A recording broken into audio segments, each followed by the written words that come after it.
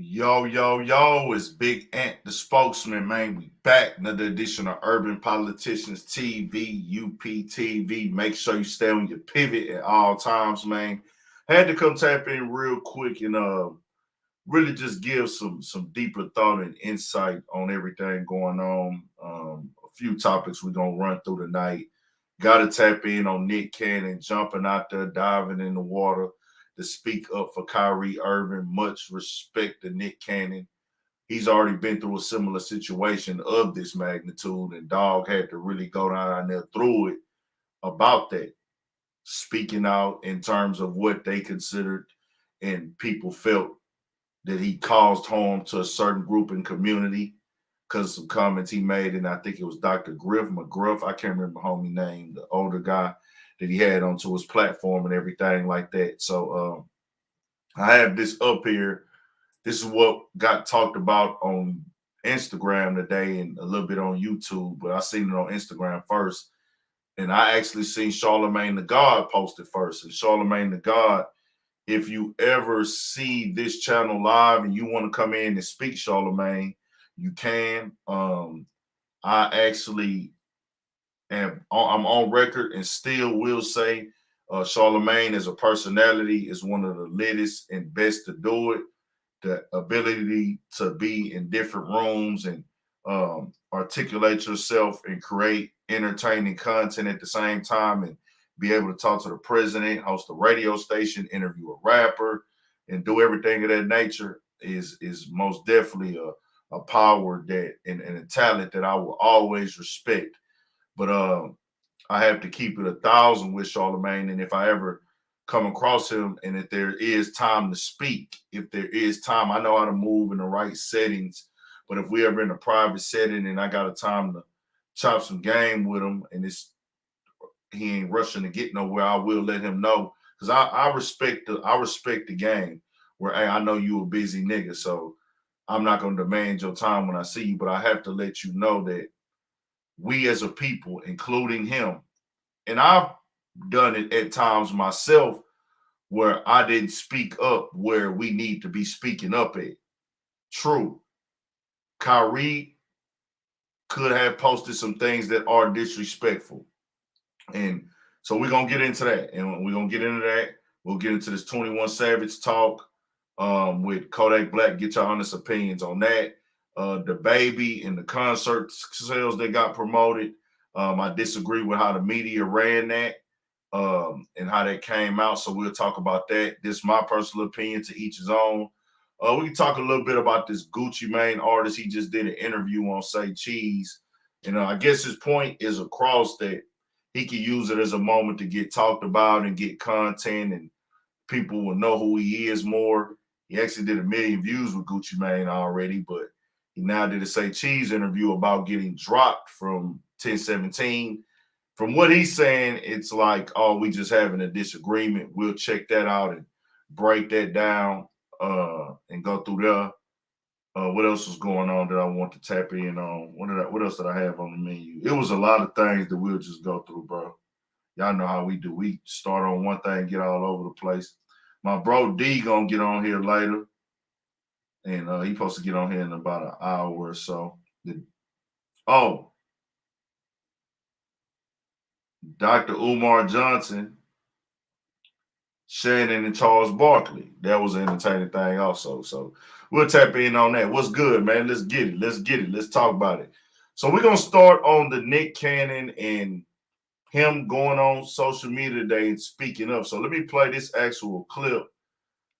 And this is him talking to somebody. I don't know if this guy is with the ADL, the anti-defamation thing that they have, but he's explaining to him, things of that nature, and he stands up for Kyrie. So I'll play this.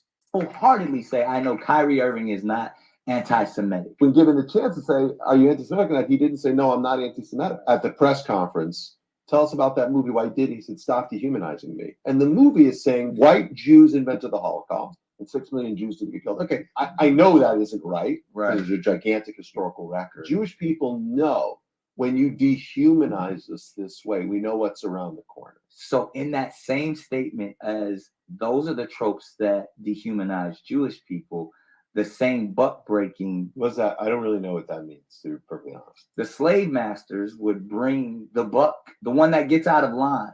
So all the other slaves would see lash after lash, show them the power to set an example. This is what you must do to fall in line. So when we see the 6 things that Kyrie must do to get his job.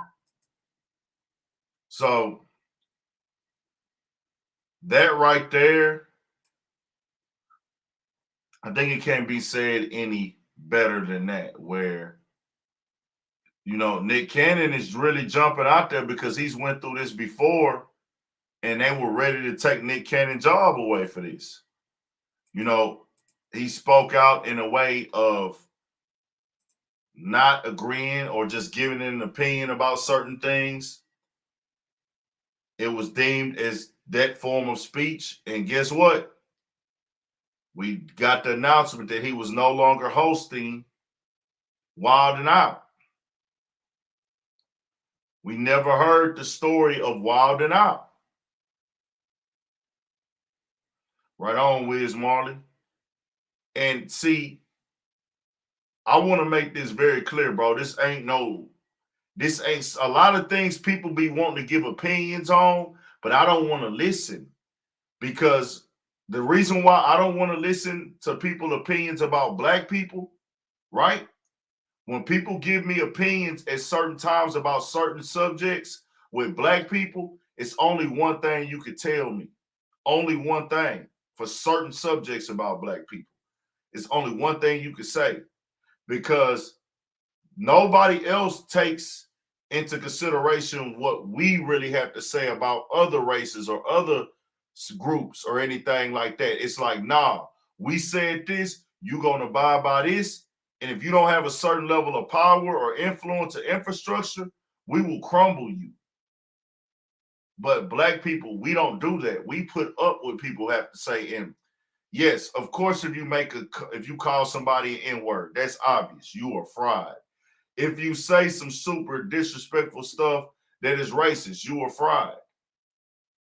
You know what I'm saying? Anybody call us a monkey or ape, we know why that is. This is 500 years of history of disrespect that the land that we live on has displayed.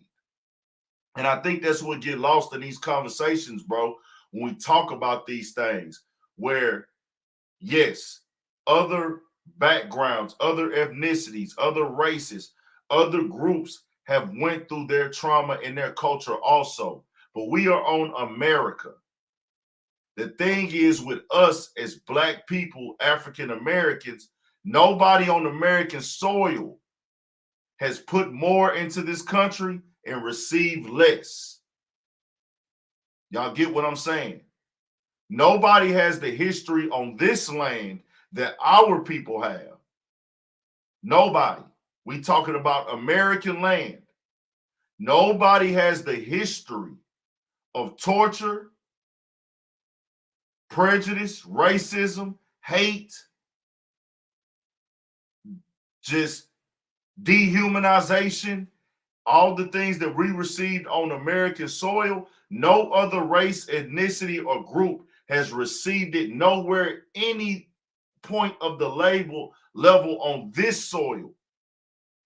And not to mention the fact, those same people are the ones that built this thing. See, that's the difference here. That's the difference. And I'm not trying to compare struggles, but we got to right now. Like I said, my tea lady raised me right. She might be, my mama at work right now. She might be watching this shit, right? She raised me correctly. Yes, ma'am, no, ma'am. Yes, sir, no, sir. We raised in the church in our era. You know, times have changed. But understand, respect is everything. Now, what you chose to go outside and do, that's what you chose to go outside and do. You chose to go outside and be a hardhead. You chose to go outside and be a hardhead most of the time. Some people, they didn't have their direction in the home. Some people were bad actors. They chose to get in trouble anyways. I know a lot of niggas used to get their ass whooped by their mama every time, but they still was gonna go to school and be bad for some reason. So when I go up and I speak on these type of things, bro, I'm not coming from a biased standpoint. I'm speaking the real. We are so understanding of what everybody else got going on and how they feel. But a lot of people are not understanding about how we feel until you see somebody get killed in the streets until they because of they black. Until you see a cop kill a kid. Until you see these cops like do how they did Breonna Taylor, where they cooked up a fake search warrant and went to this woman's house and killed her in her home where she paid rent at off a fake police warrant, off of a fake statement from the post office saying that they were getting marijuana in the mail. All this was fake, and they actually went to this woman's house and shot her up. This is going on in America in the time that we are living in against black people. True, other people are getting discriminated against, hated on, things of that nature, but you don't see these same people coming out speaking for us. You don't. You don't. You have a few here and there. You have a few who rock with black people and they feel the need to stand up and speak out. But let's not actively act like that what other people are going through in America is nowhere near what blacks go through. I'm not doing that anymore. Is anybody going into a grocery store and gunning down these other groups, gunning them down because of the color of their skin? Something that they can't control. That's the difference. That's the difference. You can actually wake up tomorrow and decide, hey, I don't want to follow a religion anymore, or I don't want to be a part of this group anymore. I can never change the color of my skin. Neither can Kyrie, neither can Nick Cannon. Other people, some of the things that they're discriminated against, they have a choice. It's a decision they make. We can't change the color of our skin when we wake up unless you finna go do a surgery or some type of shit. But still, it's in your blood, it's who you are, your history. You can't pick and choose. You can choose a religion. You can choose a sexuality. You can choose these things. But as black men, black women, we can't choose what we decide on our skin color. And ain't nobody in America for the hundreds and hundreds of years of what we went through on American soil. Now, other countries, people went through some stuff, most definitely. We ain't trying to tear down or minimize what nobody else went through. But on American soil, ain't nobody went through what black people went through on American soil and what they still going through today. The system is working against us as I speak, my nigga. Everything has a cause and an effect. And the effects of it are what you seeing in the problems in our community. We are not crazy because we black and we got black skin, my nigga. The game don't work like that. Look up redlining. We were separated, discriminated against, told you couldn't get loans, certain foods and groceries, certain types of education, certain types of information, and they kept us in one area. We are like a basically social and science experiment, bro, on this country and on this land. The prison system, all these things were put in place to hurt us and keep us down. Any other race going through it, you were a casualty at war. Simple and plain, my nigga. And I know a lot of people don't want to hear this type of stuff. So I like that decide to step out there and go grind and stand and face it, even knowing he's been a nigga that took an L before doing this, bro. He done jumped out there before and had to take a major L. Shout out to everybody coming in. Tay Ward, that is Bates. If you don't work, you don't eat. J2A. I wanted to come have a talk on a serious topic tonight, man. I'm going to leave it up. Like I said before, there is nothing you could ever tell me in my soul, my mind, why any group of people should be executed, killed, or murdered. I'm against that. I'm against violence and hate, nigga. Like I say, we was raised correctly. But when you put up these type of things on the screen, and we'll read them real quick, after Kyrie went through what he went through, Nets have delivered Kyrie Irving 6 items he must complete to return to the team. Apologize/condemn movie, meaning he has already gave an apology, so he has to say and talk bad about the movie. So you're now telling me as a grown man in America, I have to say that this movie is bad. This is determining if I get to work or not. If I can, true, Kyrie Irving is rich. Kyrie Irving is popping. He's not making what the average American is making. He's in the top 2% when it comes to finances. 98%, really 99% of America is not making what Kyrie Irving is making. He's probably making $200,000-$300,000 a game, I would think, close to it. So, okay, 500K donation to anti-hate causes. So you're telling me I have to give up 500K? So you're basing my fine off of what I make. Where is the fairness here? What is a 500K going to do to anti-hate causes? So let me ask you this. Does this 500K go to black anti-hate causes, or is it just this one particular group? Like I said, I want to make this very clear. I have no problem with this group. But does this 500K go to is this hate thing that Kyrie Irving is being pushed to give 500K to? Is it for a specific group, or are we pushing for equality?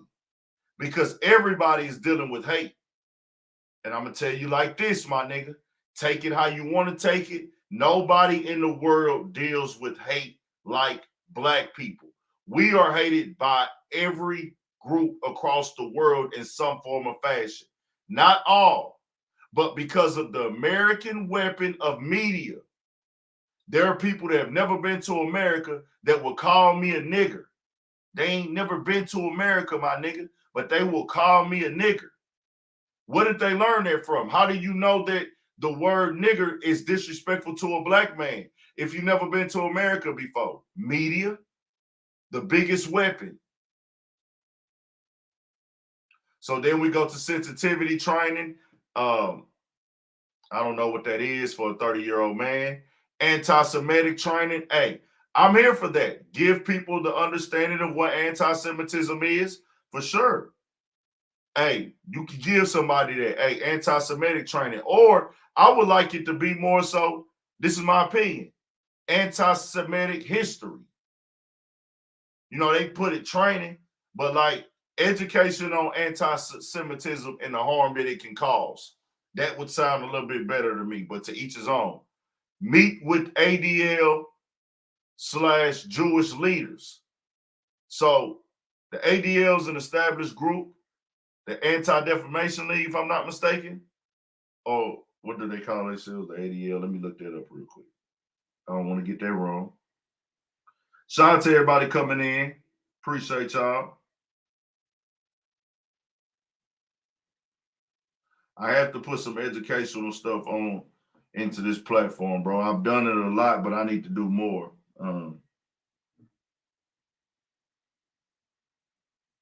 Anti-hate organization in the world. So the ADL is the top 8. Hold on. Okay, they have different things.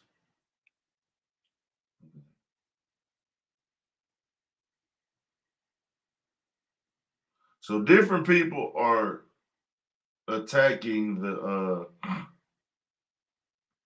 ADL, which I don't have a reason to do that. Anti-Defamation League, formerly known as the Anti-Defamation League of B'nai B'rith, is an international Jewish non-governmental organization. So they were founded in 1913. Its timeless mission is to stop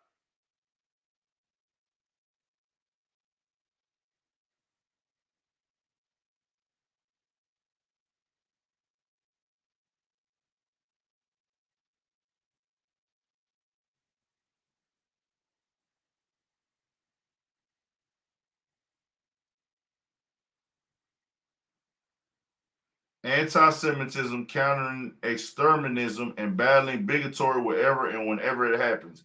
ADL works to protect democracy and ensure a just and inclusive society for all.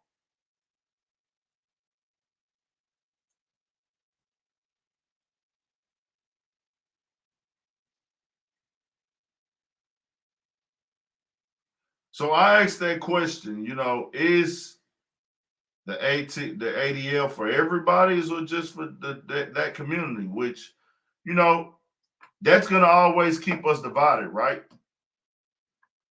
All of these things, whether they doing it intentionally or not. And I don't think they are doing it intentionally.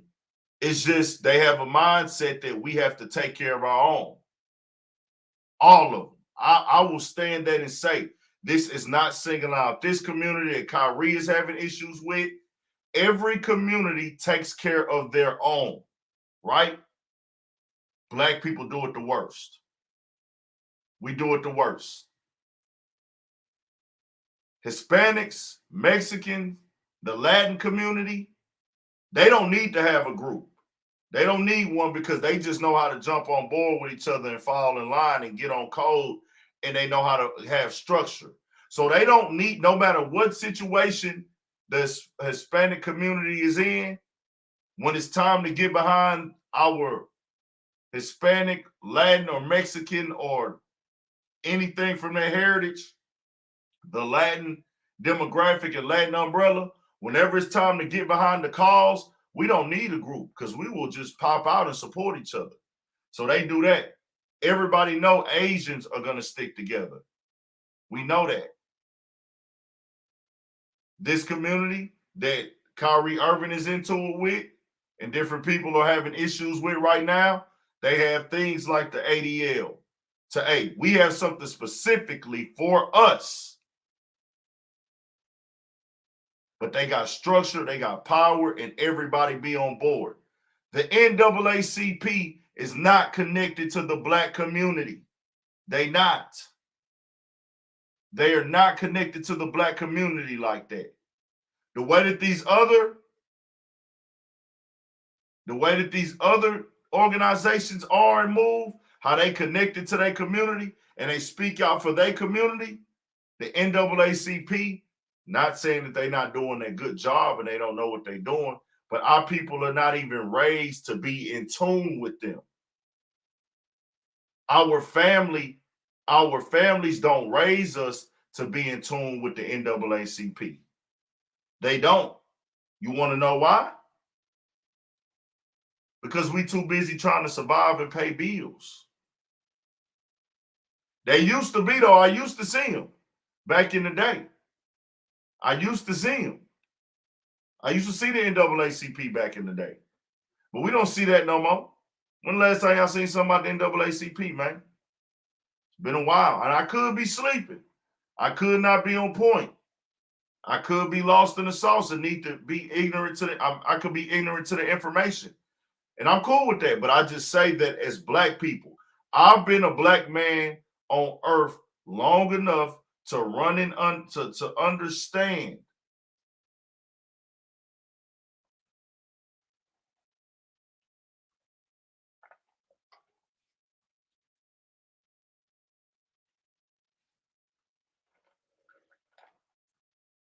I don't know if I could change the title. Let me see. I'll try. Give me just a second.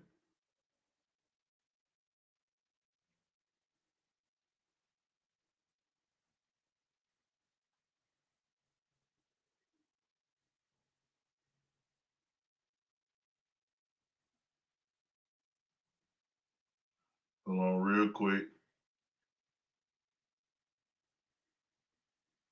Let me see if YouTube got this feature. Whatever. Let me change the title while we live. Let me see something.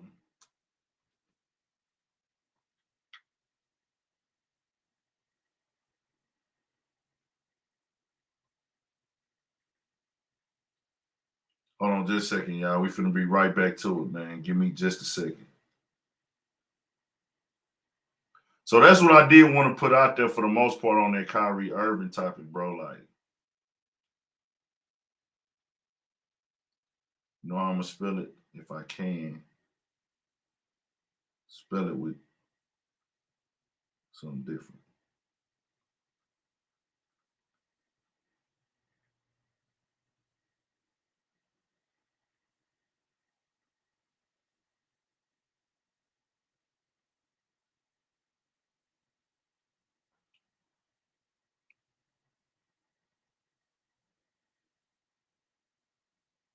Damn, I can't change it. I gotta change it later.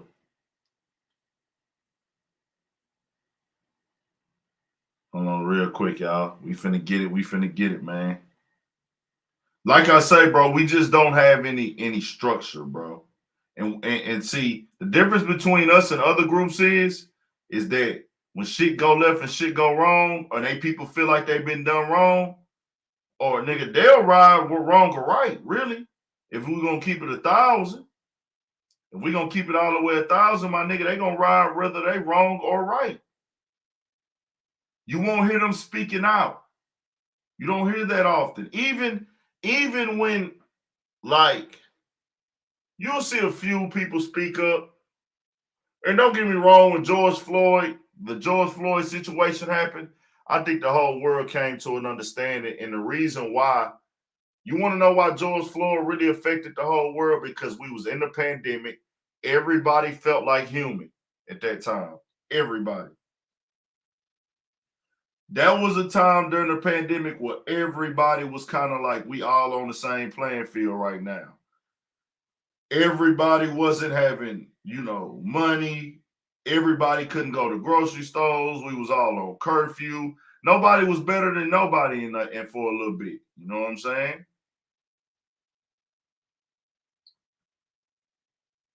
Nobody was better than nobody for a little bit. And so I feel like that made people look at what's a call a situation like, okay, damn, they really like strangled this man right in front of me.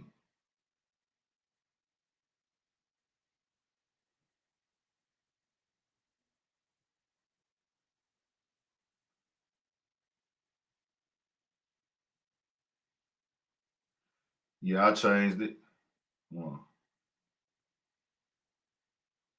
My bad. Hold on, y'all. We finna be right back to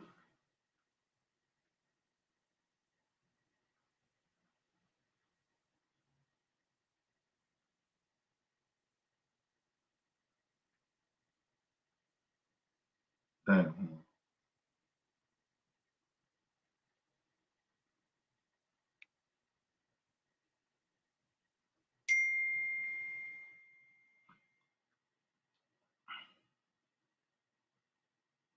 Hold on real quick.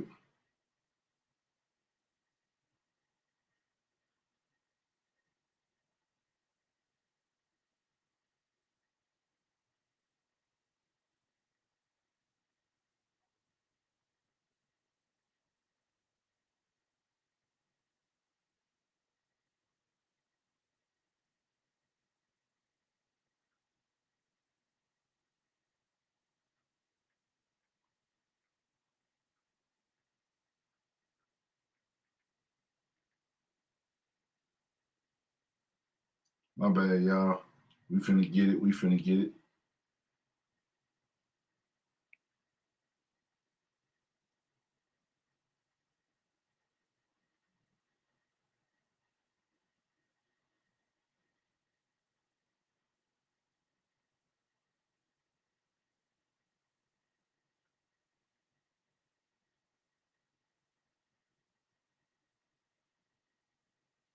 What the hell? Hold on, y'all.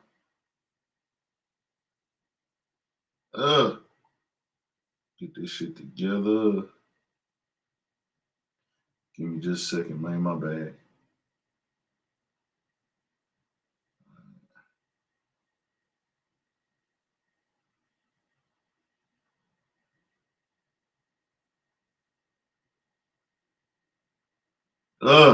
There be too much shit going on with this shit too sometimes. Y'all hold it down for your boy real quick, man. We about to get to it.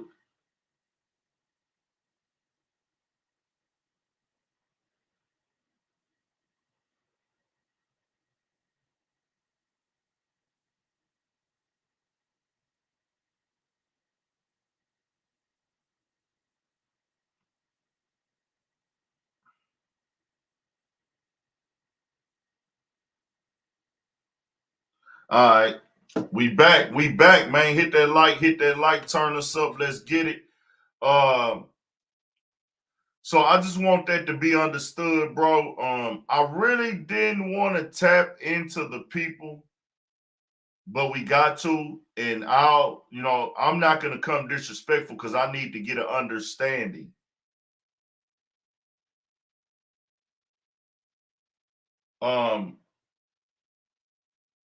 To see like different people now seem like they want to speak out and that they don't agree with it because they see certain people speaking up. And I think that's the trash part about our culture as a people, right? When other cultures see anybody waving the pride thing or speaking up for their people, they automatically on point with it. You can be a small platform having motherfucker. And don't get me wrong, we have a few. We have a few out here who don't judge off the person or the messenger and everything like that. But a lot of people in our community, they judge off the messenger and how they feel about the nigga. So I must say, when I see like a Shaq speak out, right? Me growing up as a baby watching Shaq play, as a baby watching Charles Barkley play, as a baby, as a young baby, like coming out I'm watching y'all niggas as I'm growing up. I didn't had the Barkleys, the Shaq toys, all this shit.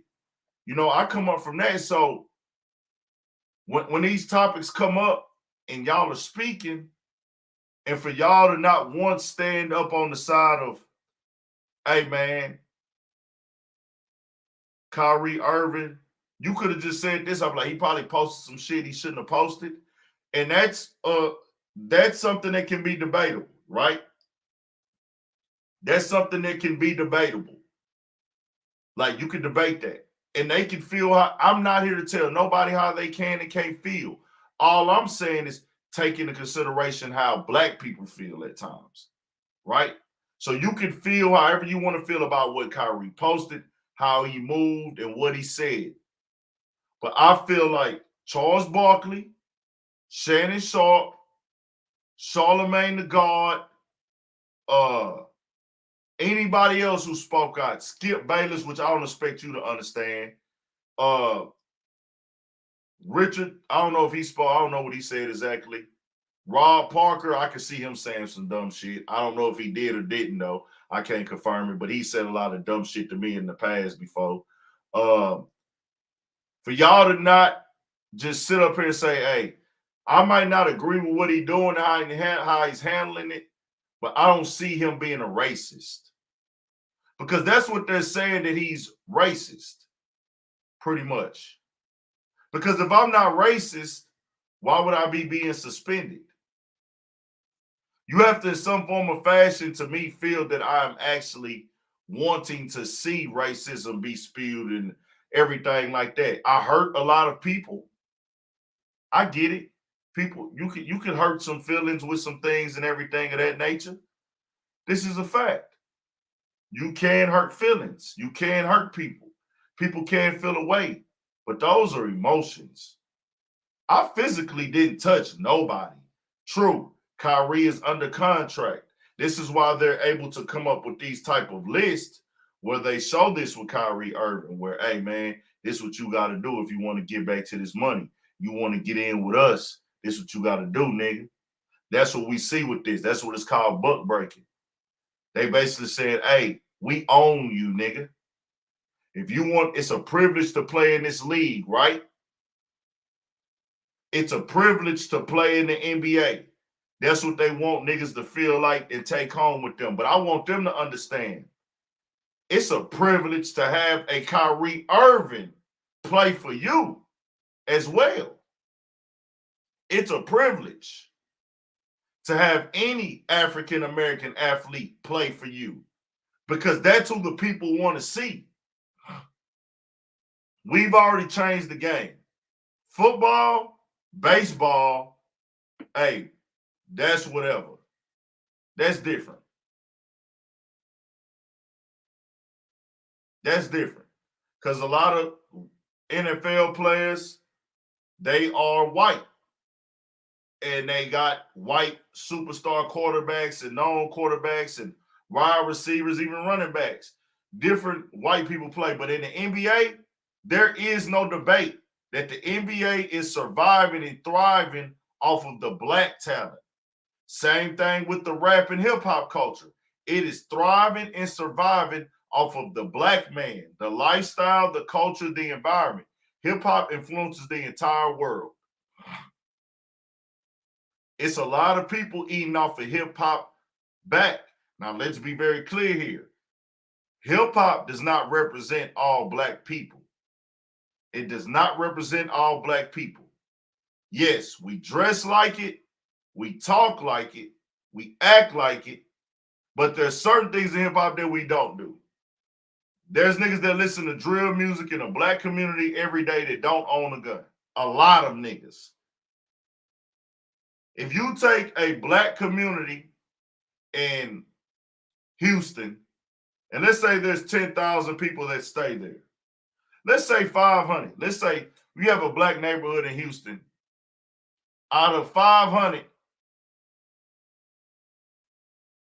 how many of them do you think are dying to kill for the purpose of gangbanging? 5, maybe. I'm talking about commit a cold-blooded murder, not a self-defense murder. You maybe got 5 to 7. Maybe 5 to 7, maybe, who would just go out and kill somebody in the name of the gang. And we only got 500 people. Exactly. He already apologized. He already let them know that he felt he was not racist. But that's the thing, they wanted to be spelled out to make an example. We want to make an example out of him. Do all this, do this, and do that.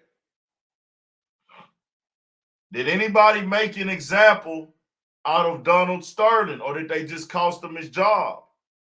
They didn't make an example out of him.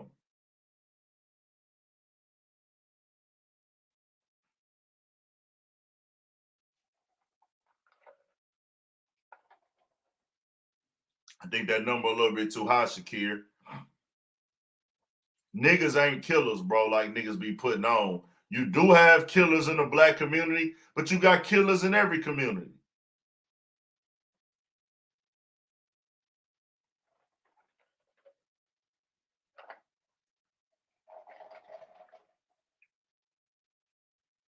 So that's my point with this, bro. The media has went against niggas, made us look a certain way, put an image on us, and even right here, this man has a family. I don't know what we got to in the world where as a black man or a nigga that, hey, I have to explain myself to you more than once. I'm not a fan of that.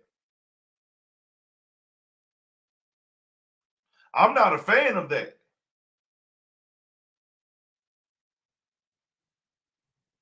Hey, if I give you $500K, so that they really give it back to them, if I give y'all $500K and then y'all give it back, what are we doing here? Let me look that up real quick. Let me get that confirmed. I don't want to be false at all in this for my people that catch this on replay. Shout out to the replay gang. Shout out to replay gang. I know I ain't been dropping that many lives lately, y'all. I have not been dropping that many lives lately. So, Kyrie actually, did he really do this? Kyrie Irving.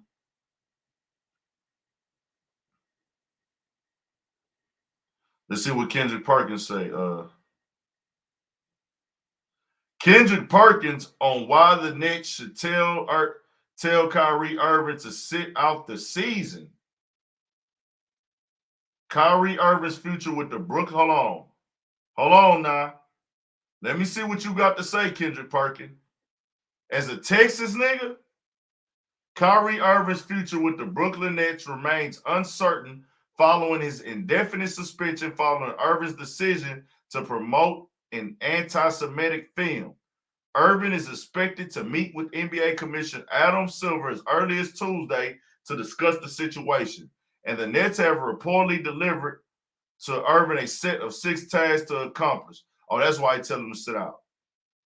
Even if Irving is willing to fulfill the Nets' conditions, should the team bring him back in what is expected to be his final year in Brooklyn, and a decision on First Take, Kendrick Perkins argued that the volatility of the situation means that Irving's presence could lead to adverse outcomes of his own teammates, and that allowing him to return to the locker room could negatively impact their careers. If I'm the Brooklyn Nets, I can't bring Kyrie back into that locker room. We just heard Kevin Durant speak on camaraderie, guys coming together basically in fellowship. The locker room and the basketball court is the guys' sanctuary. This is when they come together. This is their livelihood. I'm not taking anything away from Kyrie Irving. We know he's a spectacular basketball player.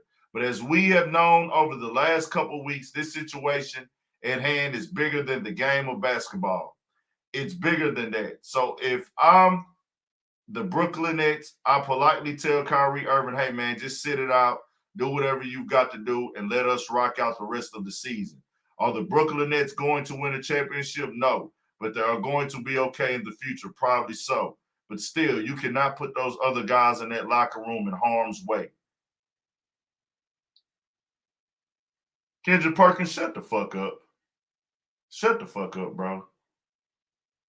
This is different, bro. This is Kendrick Perkins as a Texas nigga, my nigga. You from Port Arthur. We not doing that. We are not doing that, bro. Putting guys in harm's way and da-da-da. Kyrie already held this team by the nuts earlier this season, bro. James Harden came in there and did his job on them. They got Ben Simmons doing the job. This shit is already over with. It's nothing that Kyrie Irving can add on to the Brooklyn Nets that he ain't already done. That Kyrie Irving ain't already done. That Kevin Durant didn't already done.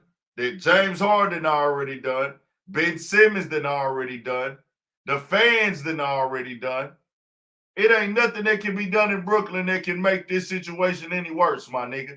So for you to come out and say that, I'm not here to tear down your opinion, and I don't mean this in the most disrespectful way, my brother, but let's stop trying to sound so deep about this shit on certain aspects. You know what I'm saying? Like, let's stop trying to act like we got to come up with this deep perspective, my nigga. This situation is clean, cut, and dry. The only reason he should be sitting out this season is if he don't want to look like he getting dog walked. And I'll keep it 1,000. If niggas is going to talk to Kyrie in the aspect of, hey, I'll tell him, my nigga, you don't look like less of a man for this. Your family is the most important thing. And if you don't want to take your family through this, I can understand why you would go through these things. I can understand it. If you don't want to take your family through this shit. If you don't want your family to have to get drugged through this, then I understand it. You know what I'm saying? So if he tried to stand up for what he believed in, he's under contract, they gonna flex their muscle because they own and control the infrastructure. It is what it is, bro. Just keeping it all the way 1,000. So that's me, bro. I don't have hate for nobody. I'm not racist towards nobody, but that is what I stand on, my nigga. 1,000%. When it comes to America, we are in American history. The NBA is an American league. You understand what I'm saying? Yes, they have fans all across the world, right? The NBA is an American basketball league, and they got fans all across the world. But at the end of the day, the NBA is thriving and making money off the blacks of black men. That's no ifs, ands, and buts. Does anybody want to debate that? Does anybody want to debate that? Yes, basketball is a global sport, and basketball has all type of people in the league. But what's keeping it afloat is black men. That's how it's making its money. That's how it's thriving. And that's how it's going to continue to thrive and grow and be bigger and everything of that nature through black men. Once again, the same thing for this country. We are in America.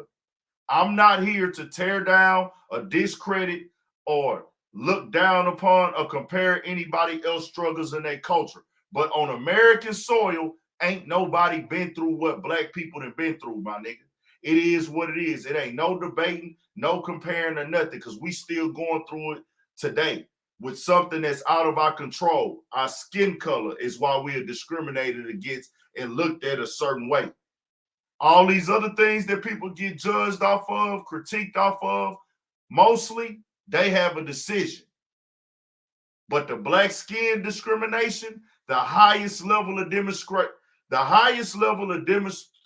discrimination, hate, separation, oppression, unfairness, brutality is done to the man with the black skin in this country. And we have no control over that, my nigga. We have absolutely no control over our skin. And we receive the most hate, the most discriminatory actions, the oppression, the redlining, the damage, the abuse, the way that this system is set up to keep us down. It's out of our control what they're going against, our skin color. Nobody receives that on American soil to the level that we do and the time frame that we have received it in. And we have done the most for the American country. This is 1,000% facts. Can this be debated? No, you know it can't. So that's that. Let's get into something else, y'all. What do y'all want to go into first, man? Y'all let me know. Let's get it. Whatever y'all want to get into or y'all want me to do it. Let me know something in the chat. Tap in. Shout out to everybody in the chat who here, man. Let's get the energy going. Let's get it flowing. My nigga D gonna come on here in a little bit.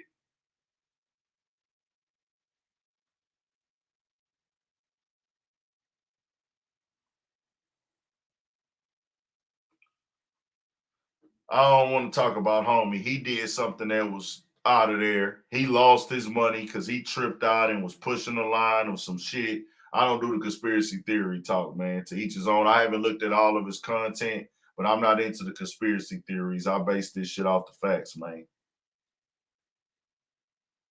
So let's get it. Y'all know what else y'all want to talk about? Y'all want me to cover it? Fuck it. We'll go to the next thing then.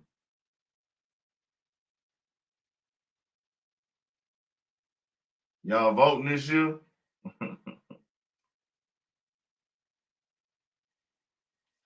So, oh, that's a bot. Okay. You get that. Go and get him up out of here, man. I get him up out of here. So let's, I guess y'all want to go into this Gucci Mane stuff.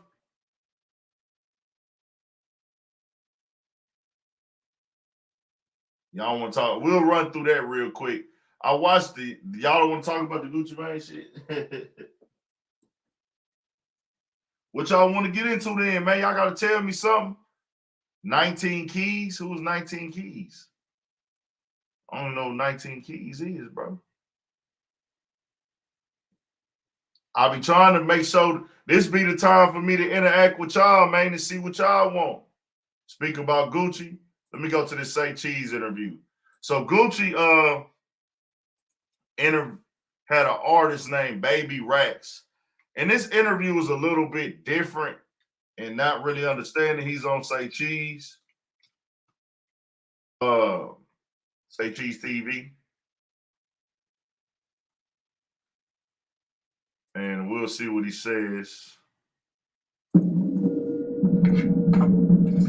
So for the people that don't know, oh man, this is the guy that was just on 1017 that Gucci Mane had signed. And okay, shout out to 19 Keys for sure.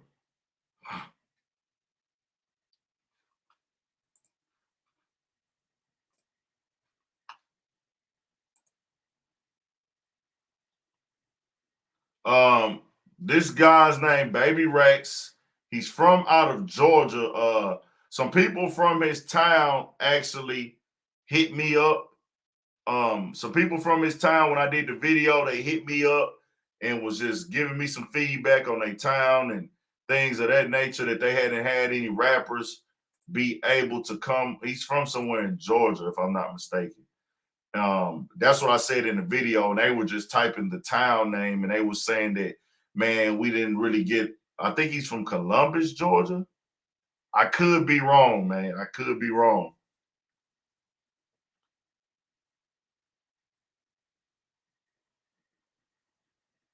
I don't know if that was a real convo. I don't know if that was really him, Bam Beezy, on Clubhouse.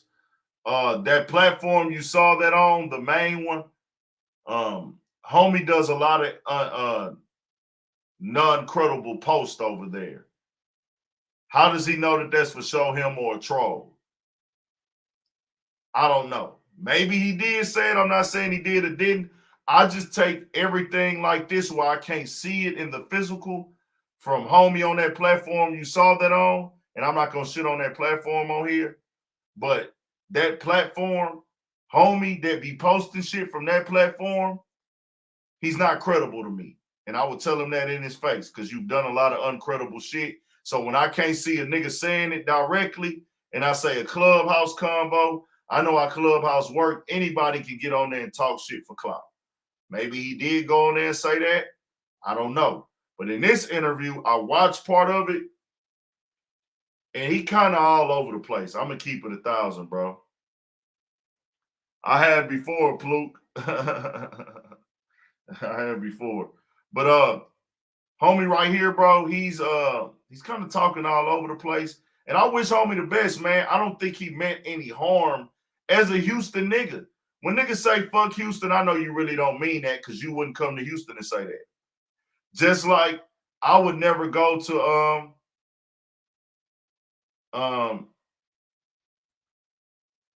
nah, it wasn't Whack. It wasn't Whack who I was talking about. It wasn't Whack who I was just speaking of not having a credible platform. But like, I would never get online and say fuck an entire city, especially as a rapper. Because I know one person don't represent a city, 2 people don't represent a city, 3 people don't represent a city. I know that, nigga, me saying fuck a city brings nothing but drama and trouble, and it fucks up money. Nobody, I didn't know who homie was. My introduction to him is him getting dropped from 1017. I might have seen him pass across my timeline before, never checked him out. Never checked him out. So I say that to say this, my introduction to Baby Racks is Gucci Mane saying he dropping him. Now, I wish homie the best, and I hope he can bounce back, because he said, fuck Houston, I'm grown, man. I'm not flexing on that and everything like that. Now, you created a divide here where if a nigga fucking with you and trying to help you out and promote you, you're gonna make a nigga look crazy. Like, hold on, nigga. Unless you come with a straight up apology and say, you know what, my bad, I tripped out, I'm sorry. That's not something that's very popular in today's world. Saying I'm sorry, I apologize, I was wrong. And he don't have to do that for me, I'm just saying. But let's hear what he had to say, and we'll stop it as we go. Go, man. We're in Georgia today with my guy, Baby Racks, man. How you doing? Man, you know, I'm feeling fantastic, feeling blessed, you know what I'm saying? Feel like the chosen one, feel like LeBron, freshman, like, you know, baby Jordan, you know. Baby Guwap, you know what I'm saying? Little baby Guwap right now. I feel like Guwap, what's going on, baby? Got my Gucci on with the Dickies. I'm feeling like that. Man, I got the GOAT. Man, you already know what we're here to talk about, man. You know, over the last week, you've been all over the blogs. And I want to start with the Gucci Mane tweet. The Gucci Mane tweet at 9 a.m. in the morning. 9 a.m. in the morning. Yep, November 2nd. Gucci Mane tweets, congratulations to Baby Racks. First artist to get signed and dropped in a day. That dude is not signed to 1017. He hurt my heart with that one, man. I cried about that one. I said, oh, how you feel, Rachel?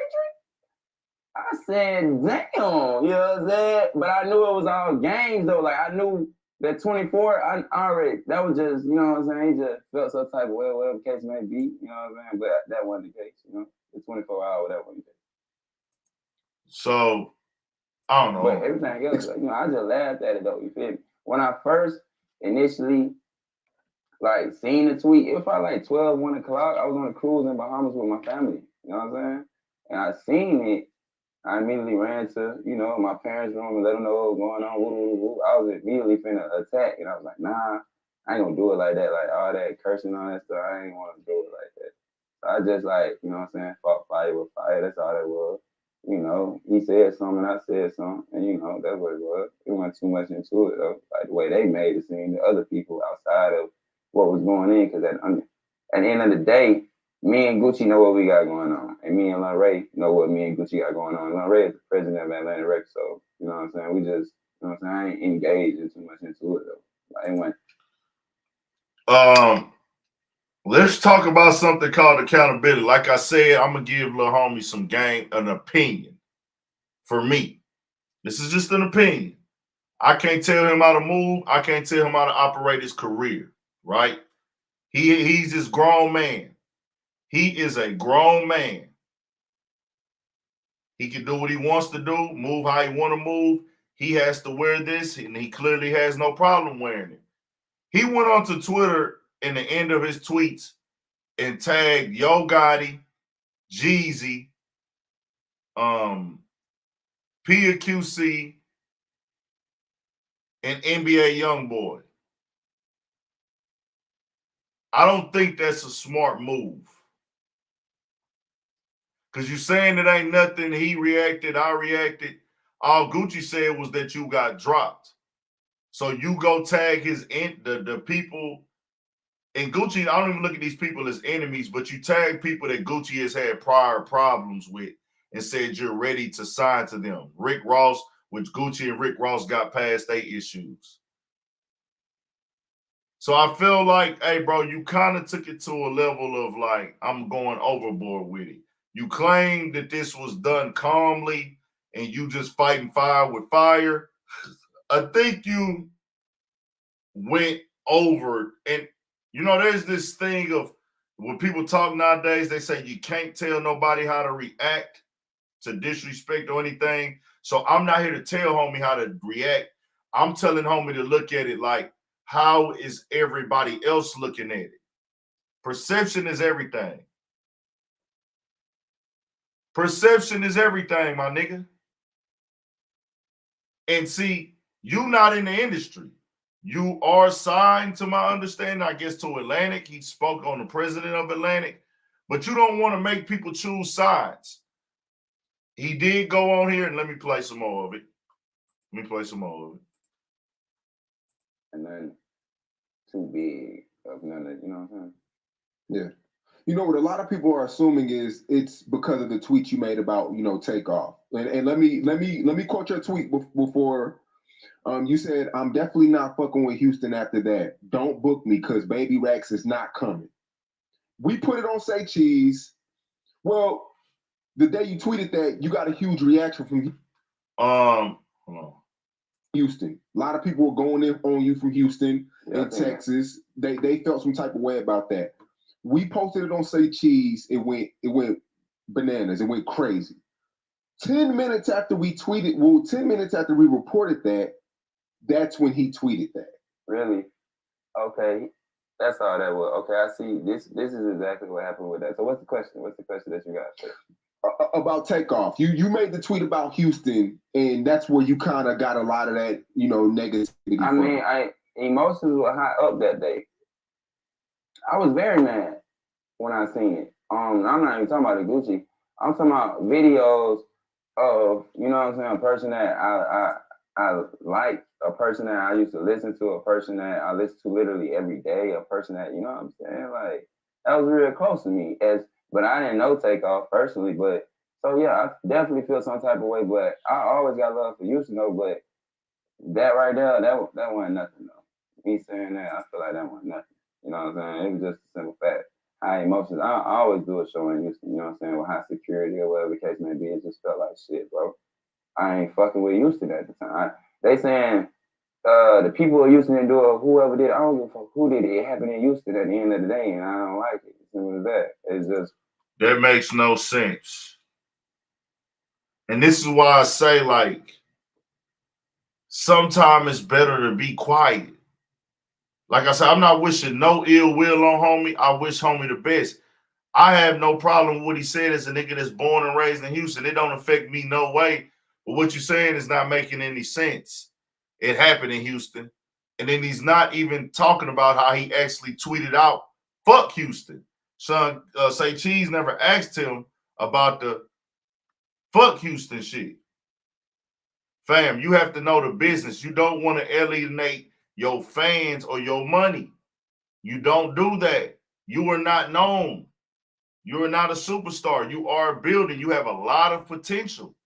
Gucci Mane is in the industry, nigga. Being under Gucci Mane umbrella get you in there. Like, they get you in the mix.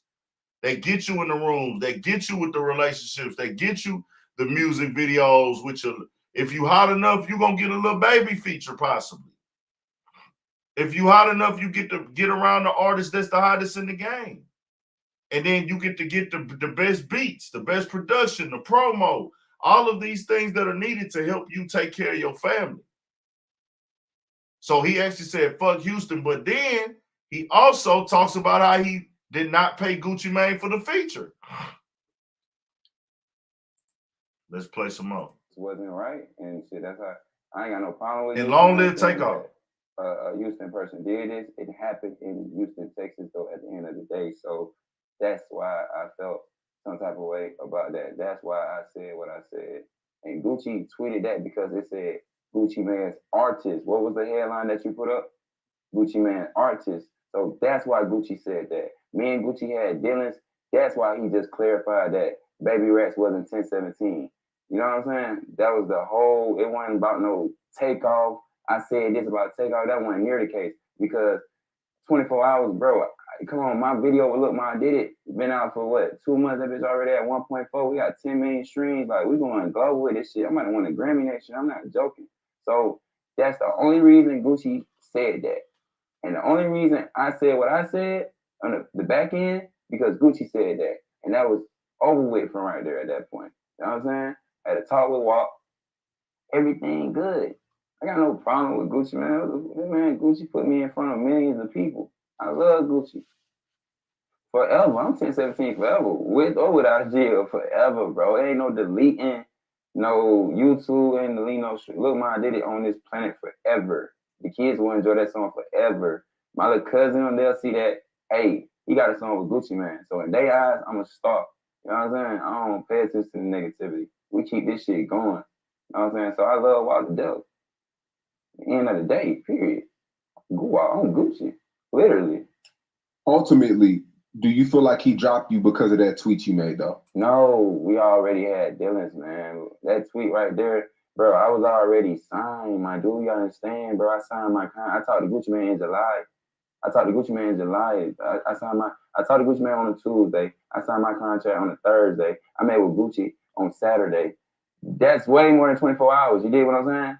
So in the time frame of that period, Look, Man, I Did It came out, you know, I signed to Gucci for 10 years, bro. No cap. I'm 28 years old. You dig what I'm saying? I signed to Gucci and you know, in the time frame when me and Gucci was hanging out or whatever, we had words, you know what I'm saying, stuff like that. And we worked out a single deal for Look, Man, I Did It. What did y'all have words about? We had words about, like, you know, certain things, you know what I'm saying? How you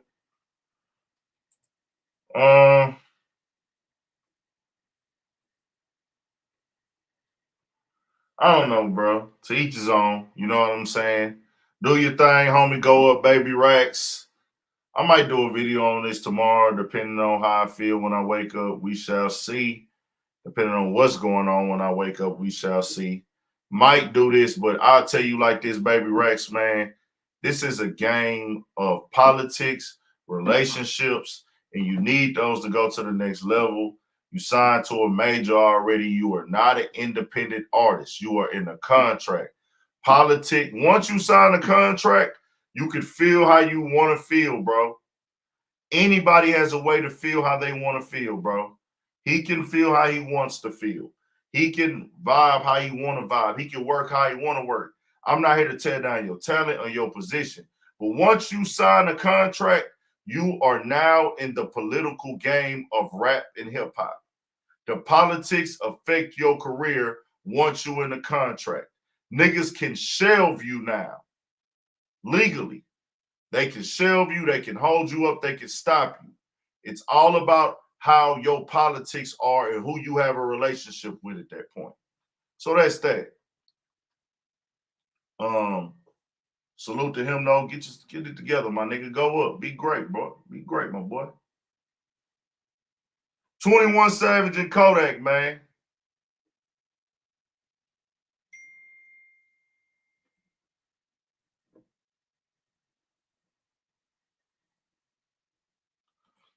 Man. I'm dropping a link right now, D.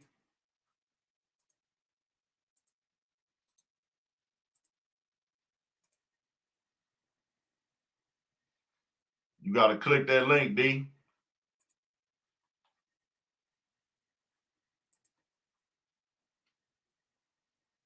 Let's get into this 21 Savage and Kodak shit, man. I fucks with both, though. I'm going to actually go to my video and look at my video and see what I put on that motherfucker.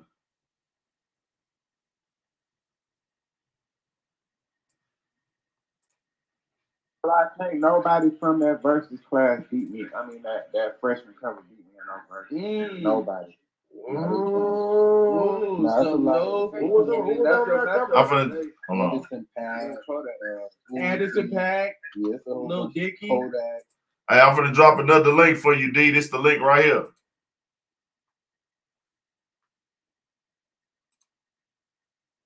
This is the link.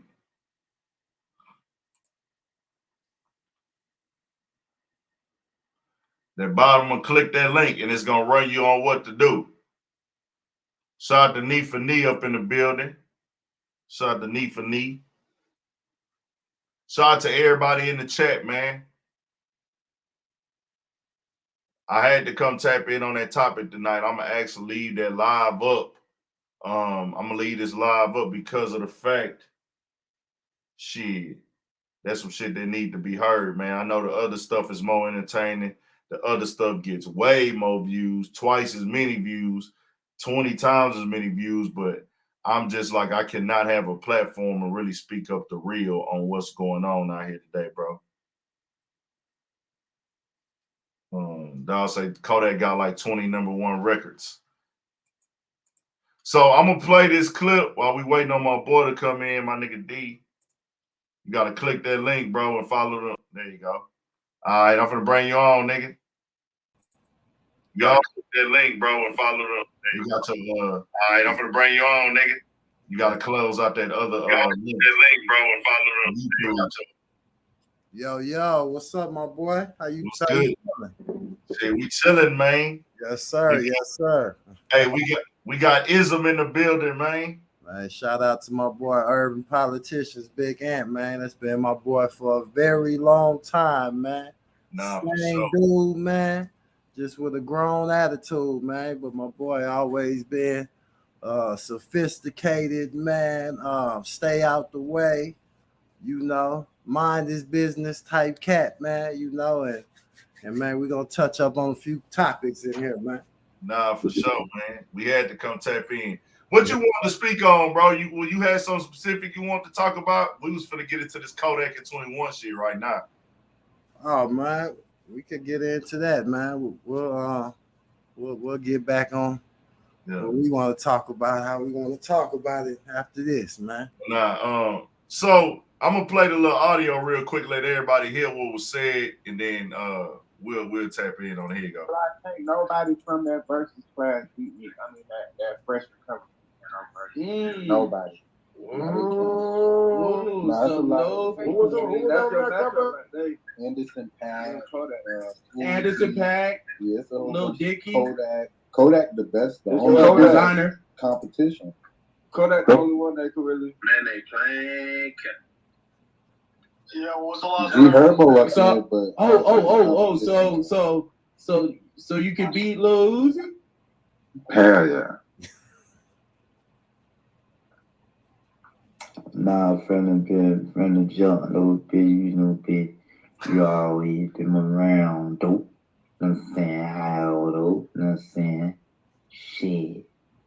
I admire your confidence, though, and shit. That's how you should feel it, you know what I mean? But if you know, I'm always put myself first over any nigga any day. You know what I'm saying? Oh boy, that's cap. You cap that OD, boy. You know you cap that, boy. That shit cap. Yo. So nah, bro, me, like I say, I rock with 21 and I rock with you know, I rock with Yak and 21. But if I'm talking musically, bro, I gotta keep it 1,000, man. That nigga ain't fucking with that nigga Yak, dog. I definitely agree. Man. Like, so he said stole the show when they did that freshman my freestyle. So that's the freshman list right there.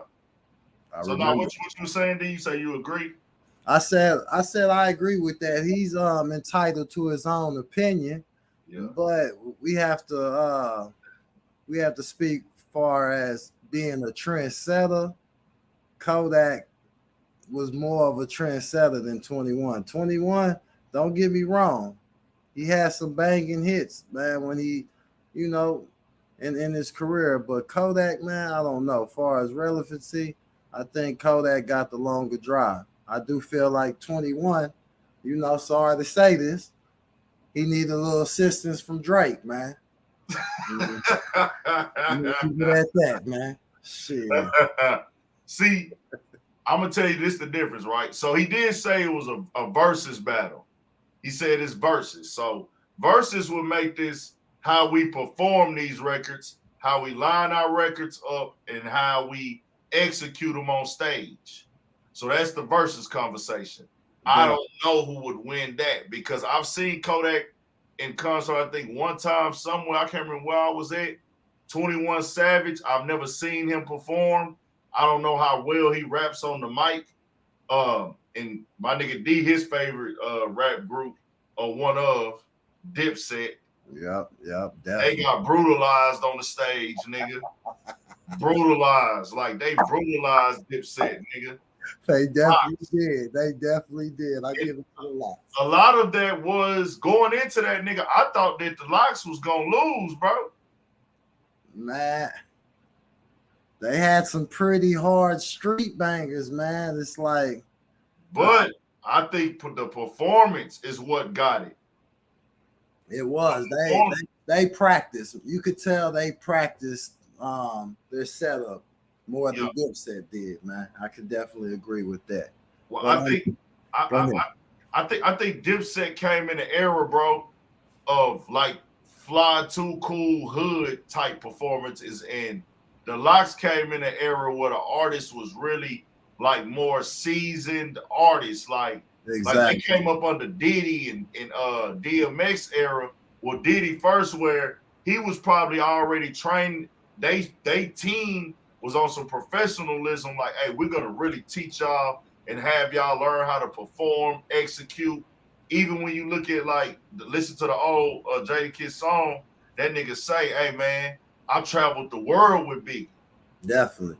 And niggas was performing and shit like that and really learning how to perform on stage. And I think they just carried that professionalism with them throughout their entire career. And Dipset came in that era where, hey nigga, yeah, we rapping. We them niggas on the mic. But we also on this fly shit too. Fly, yeah, definitely. And we some hood, like club performing hood niggas, but we just gonna play the music and get paid to pull up and talk our little shit. Definitely. So they made the whole world wear pink, man. So you know they was trendsetters, man.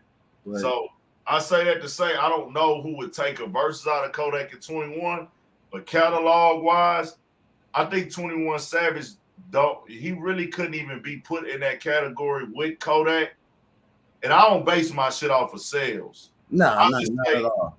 I say how often Kodak Black releases solo music. Exactly. He always releasing, like always, like even while locked up. Even while locked up, he was dropping shit. So always doing features. He's always releasing. 21 Savage shit is more of a strategic, like it's time now type shit. You might not hear from 21 Savage on a song or nothing for a year or 10 months or 8 months.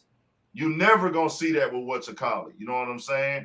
Facts. It's no consistency, and like I say, man, that would be I don't know, with the fans. I think that would be a pretty tight verses as far as verses, man. You know, It'll be like a lit ass concert. Exactly, man. So it'll be like a lit ass concert. But Yak, man, he got too much deep music, bro. Like that nigga touch niggas' soul. Niggas be feeling like niggas ain't if a nigga say that nigga Kodak super lyrical, some niggas get offended because they don't listen to the nigga.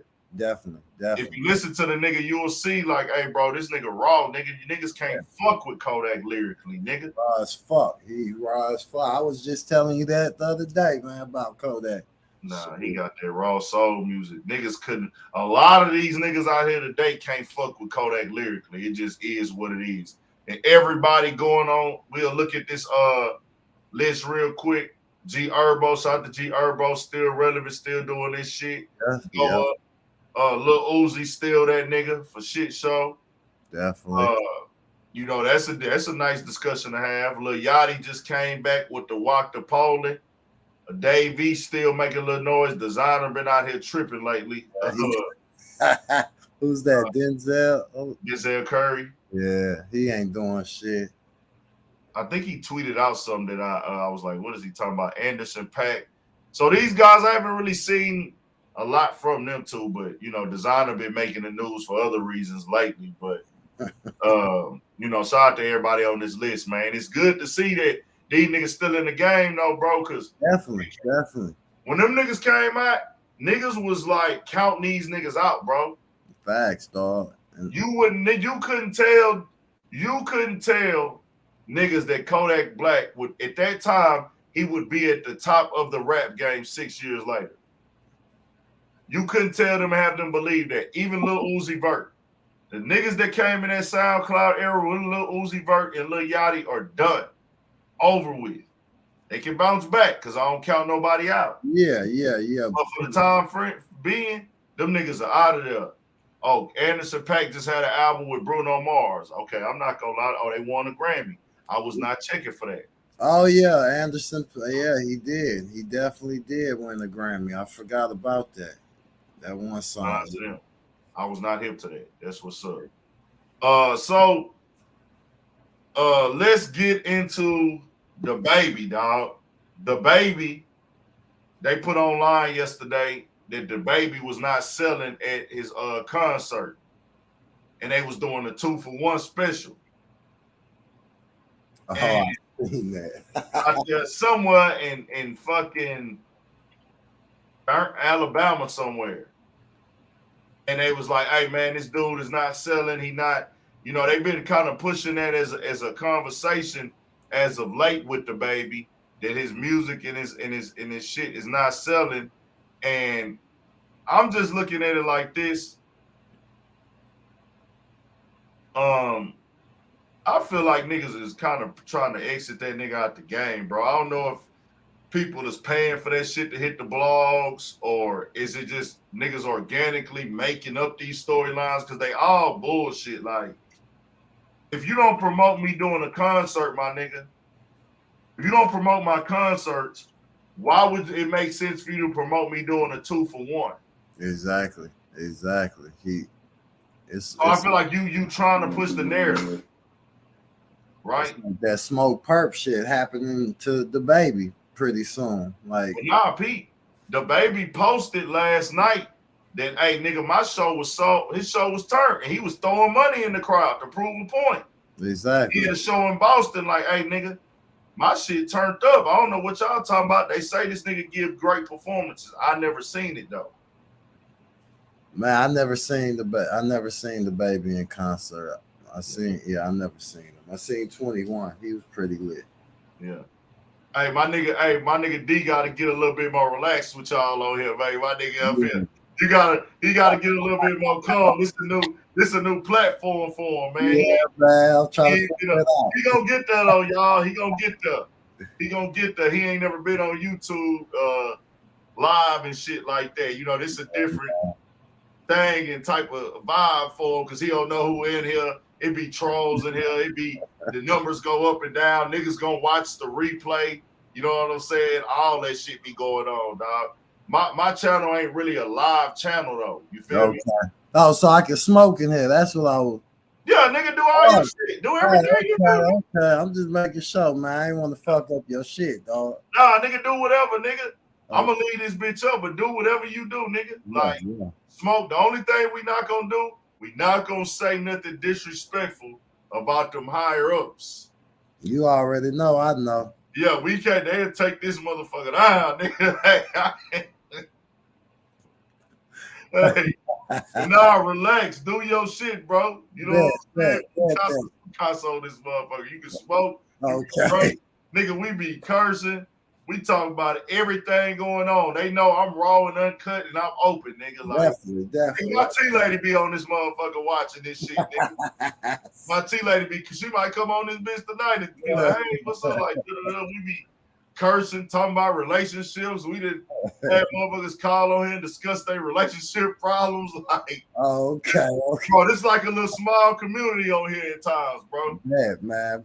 Bad. I was kind of I was trying to respect the boundaries. You know, do your shit. I should have told you that at the beginning. Relax. Nigga, you talk like how you talking to me right now. You know, certain things you just don't want to say online. You feel me? Yeah, most definitely. I completely understand. So, nah, bro, with the baby, I feel like the way they doing the baby right now, it gets to a point where, hey, y'all are clearly trying to create a narrative that he is falling off. You know what I'm saying? Yes. And I don't know why. I don't know what's the goal. I don't know what's the point. What's the reason? But this is what they are doing. We seen when they said the concert in New Orleans wasn't selling. Now you putting out he's doing 2-for-1s. They post up his album sales are not that good. And true, the baby came in the game on fire. That nigga was going crazy, selling a lot of units and everything. But guess what? Nobody is selling music like they used to anymore. Nobody. It's all off of streams, man. It's all off of streaming revenue. Shit. And then I want to tell y'all this. You know, this is for the artists, bro. Even the baby. You know, as a nigga that want to see the baby win. You know, bro, actually, y'all got to start selling y'all music if you want the numbers to do good. Some niggas don't care. They really already know that the albums don't sell like they used to. But if you are an artist that's concerned with having first week sales, you got to start promoting a month out. You have to. You got to take some of that money that you just blowing all the time and put that into your PR team, man. You definitely have to do that, man. And man, I ain't gonna lie, the game is so this and this and that. If you a superstar, if you a known lit nigga and you got a buzz, nigga, I'm the type of nigga I'll do that shit on my own. If I was a rapper, I'm finna hit up every media outlet on that I follow on my phone. What's up? Hey, I'm trying to get in there and get an interview. You know what I'm saying? Exactly. We got a troll up in this hole. We ain't worried about him, though. Who was this nigga? L? Yeah, whatever. But I'm the nigga. I hit up every platform if I'm finna drop an album. Hey, bro, what's up? I'm trying to come through y'all shit. Nigga, what's going down? You know what I'm saying? Facts. Who I need to tap in with to get on there. Facts. I'm the nigga that'll pay for my own promo. Hey, nigga, man, post what I need, who I need to post my shit. I know rappers be busy, but I'm the type of nigga that I know what my product and my name need to be ringing bells when I have an album dropping. Exactly. You have to get it out there because the game is so saturated. You got to get in people's face when your music about to drop, bro. Definitely. But what songs have he dropped lately? that's the question. I'm not gonna lie, I haven't heard the baby like he used to be on the radio.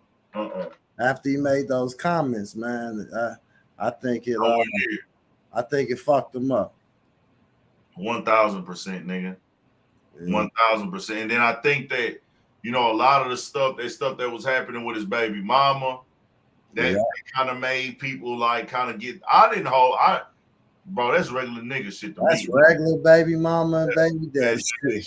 Fighting your brother-in-law, whooping his ass. Like, bro, this is something that niggas been seeing since kids. So Yes. it's just when you a rap superstar, people want you to move and act accordingly. So when they see you fighting and scratching and punching, they like, nah, nigga, you got the game fucked up. You tripping.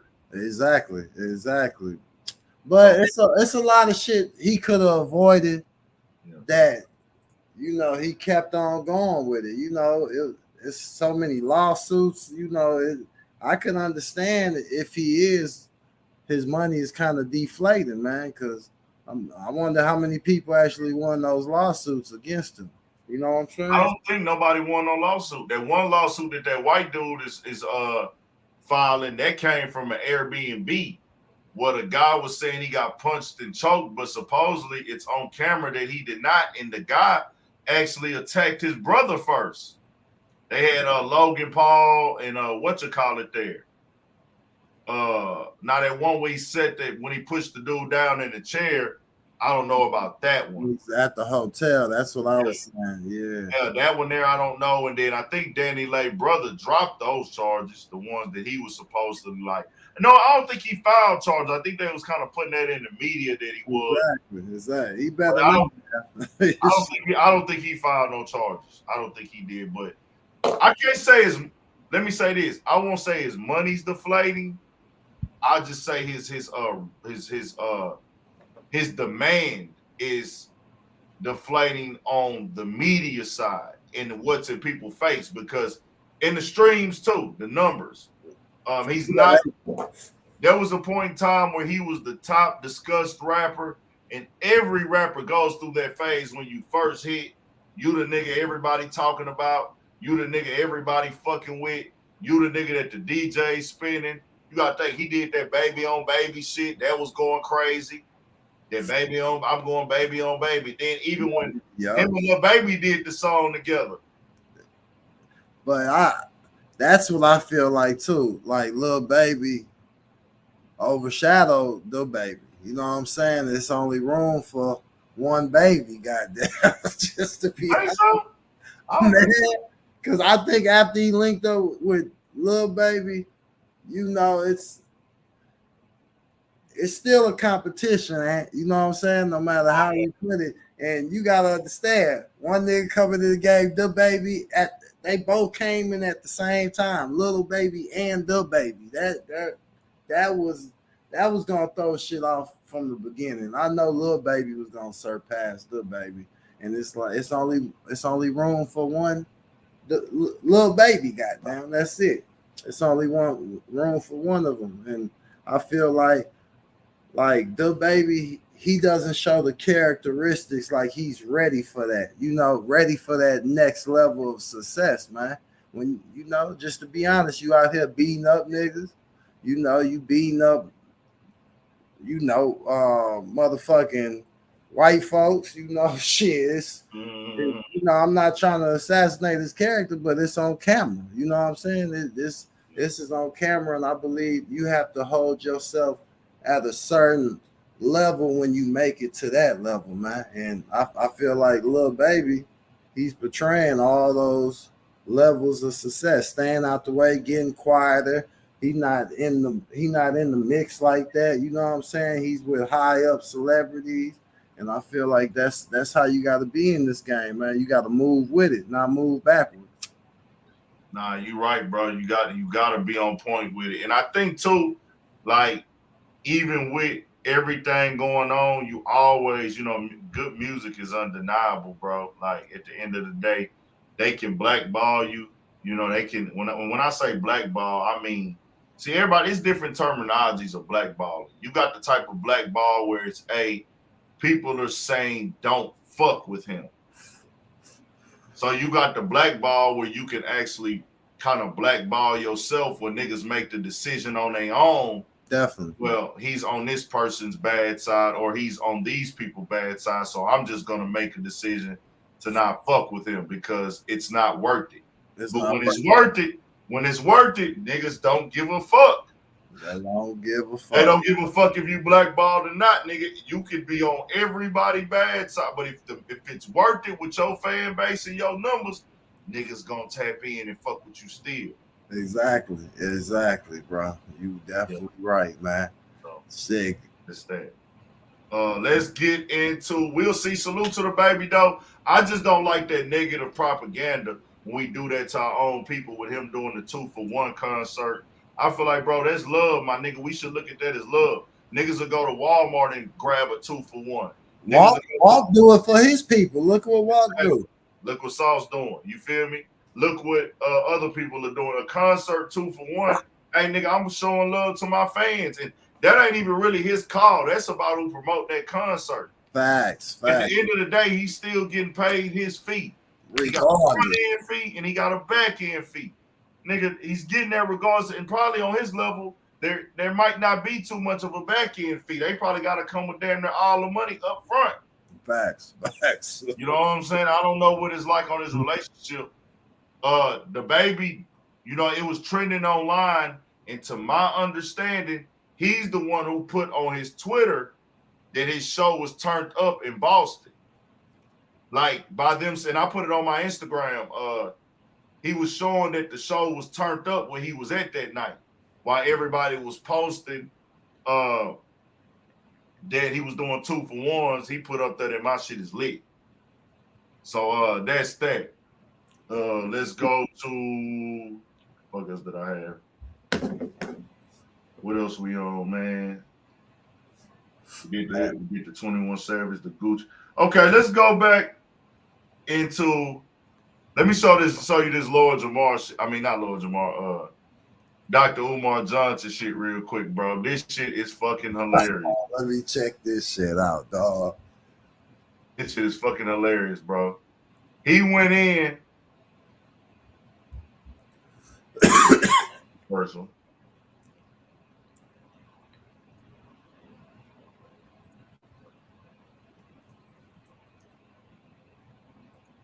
Their entertainers would have joined in. Kyrie and Kanye together would have been a magnet. Kyrie and Kanye together would have been a magnet that would have pulled other athletes and entertainers into this movement. And then Kanye and Kyrie with the athletes and entertainers and King Kong consciousness with the Black consciousness movement in my grip. We would have brought the both sides together. Black men entertainers and black men in the grassroots conscious struggle, and we would have united and we would have stood together. Kyrie, I know you got to go meet with the untouchable leaders in order to go back and play basketball. Kyrie, I know they want you to go meet with the untouchable leaders in order to go meet with Kanye. See, it's okay if you don't press on. I'm not going to condemn you because you took a stand for me, my brother. So you and me is okay. Me and you is okay. I better not catch you with no snow bunnies. But me and you are okay, my brother. We good. But I'm saying meet with Kanye because if Kanye is serious, the Black Wall Street popping Kyrie and Kanye, 6, 7, 8, 9, 10. You 10 Negroes. Funny O'Neal. The Black Wall Street popping Kyrie and Kanye. Come on, y'all. He finna get on these niggas. Somebody got to do this. Yeah, we finna get into the Kyrie stuff in a second. If not here, where? If not now, then when? I want to say this. I want to say this. I want to say this. Charles Snow Bunny Barkley, Shaquille Snow Bunny O'Neal, Jalen Snow Bunny Rose, Mike Snow Bunny Wilbon, Richard Snow Bunny Jefferson, Stephen Snow Bunny Smith, Jason Snow Bunny Williams. You 1, 2, 3, 4, 5, 6, 7, 8, 9, 10. You 10 Negroes. I want to call you the C word, but I can't use the C word on Instagram. Instagram told me I can't use the C word. So since I can't use the C word, I'm going to use the Negro P word. But you 10 Negroes are a disgrace to your race. You have done more to undermine Kyrie Irving. You 10 Negropeans have done more to undermine Kyrie Irving than all the untouchable media in America. Charles Barkley, did I hear you say Kyrie should be suspended for what he said about the untouchables? That shit. You weak, fat, sloppy, unintelligent devil. And then I heard you say that your daughter is married to an untouchable. Your daughter is married to an untouchable. And so you took it personally what Kanye said. This is what Charles Snow Bunny Barkley said. He took it personal. Did you take it personal when Breonna Taylor got shot up? Did you take it personal when Sandra Bland got choked out? Charles Snow Bunny Barkley, did you take it personal when Tamir Rice got shot up for a water gun? Did you take it personal when Freddie Gray or Eric Garner or Philando Castile or Alton Sterling? Did you Trayvon Martin? Did you take any of that personal? I never heard nothing. I ain't heard Charles Barkley or Shaquille O'Neal say nothing in defense of Michael Brown. Y'all didn't say nothing in defense of Eric Garner. Y'all didn't say nothing in defense of Breonna Taylor. Y'all didn't say nothing in defense of all these Africans who were murdered by the police. But you want to come to the defense of a community that has never done a damn thing for black people. You are a disgrace. Shaquille O'Neal, you are the biggest, blackest thing in the United States of America. Shaquille O'Neal, you are the biggest, blackest thing in the United States of America, but you never cease to amaze me. Shaquille O'Neal, you never cease to amaze me. You always go out of your way to kiss the backside of your Neanderthal slave masters. I've never seen a black man as big and black as you. I've never seen a black man as big and black as you go out of his way. Go out of his way to prove his loyalty to his slave master. Chris Broussard, you are a disgrace. Rob Parker, you are a disgrace. Jason Williams, you was my favorite point guard in college. Jason Williams is my favorite NCAA Division I point guard of all time. But Jason Williams, I'm done with you now, because I heard you say the other day that you're disappointed that Kyrie Irving didn't personally go meet with the untouchable community. You are, what is wrong? Let me go to the other part. This part too. Hold on. Y'all over the laugh right here. This nigga started tripping. And we gonna tap in on it. I am a firm supporter and advocate of bringing back the whipping post from slavery. Listen to me, brothers and sisters. Listen to me, brothers. This nigga. This is typical and constant. I believe we should bring back the whipping post from slavery. I need some of my brothers to go into the old museum. We're gonna get into it after this, y'all. That's right. This nigga. New whipping posts. That's right. Charles Barkley, I sentence you to 5,000 lashes for conduct unbecoming a black man. Shaquille O'Neal, I sentence you to 5,000 lashes for conduct unbecoming a black man. Richard Jefferson, I sentence you to 500 lashes for conduct unbecoming a black man. Keep popping that, Bill. Stephen A. Smith, I sentence you to 4,000 lashes for conduct unbecoming a black man. This thing is. Chris Broussard, Rob Parker, I sentence you both to 2,500 lashes for conduct unbecoming a black man. Michael Wilbon, you fat, bald-headed, no-neck midget, I sentence you to 3,000 lashes for conduct unbecoming a black man.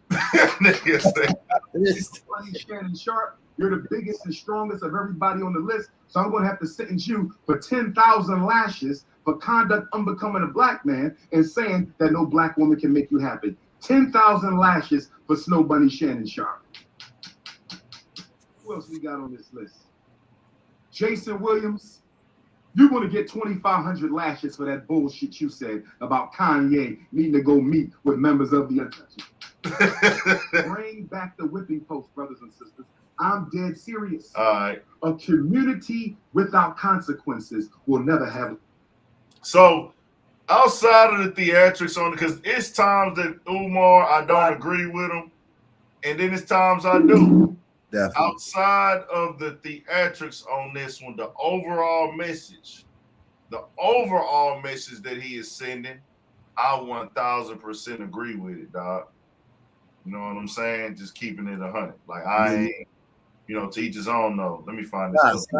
Same here, man. That 5,000 lashes shit, like, come on, man. That's just entertainment, but that's to keep the people watching. You know what I'm saying? Definitely. Make the people come for the chaos. You got to bring them in with the chaos. So this is the list for Kyrie Irving right now, bro. And I'm just the type of nigga like this. Nick Cannon went through this already, what Kyrie is actually going through right now, bro. When he made the comments in his interview on Nick Cannon's, what the fuck was that show called he had? I can't remember.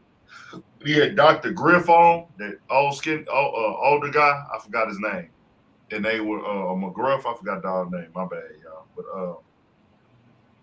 they made some comments about the same community, and they didn't like Nick Cannon's verbiage, and they call it Semitism.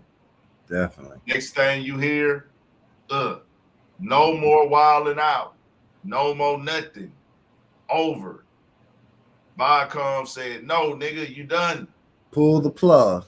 Pulled the plug. We then hear that, everybody's like, man, what are we going to do?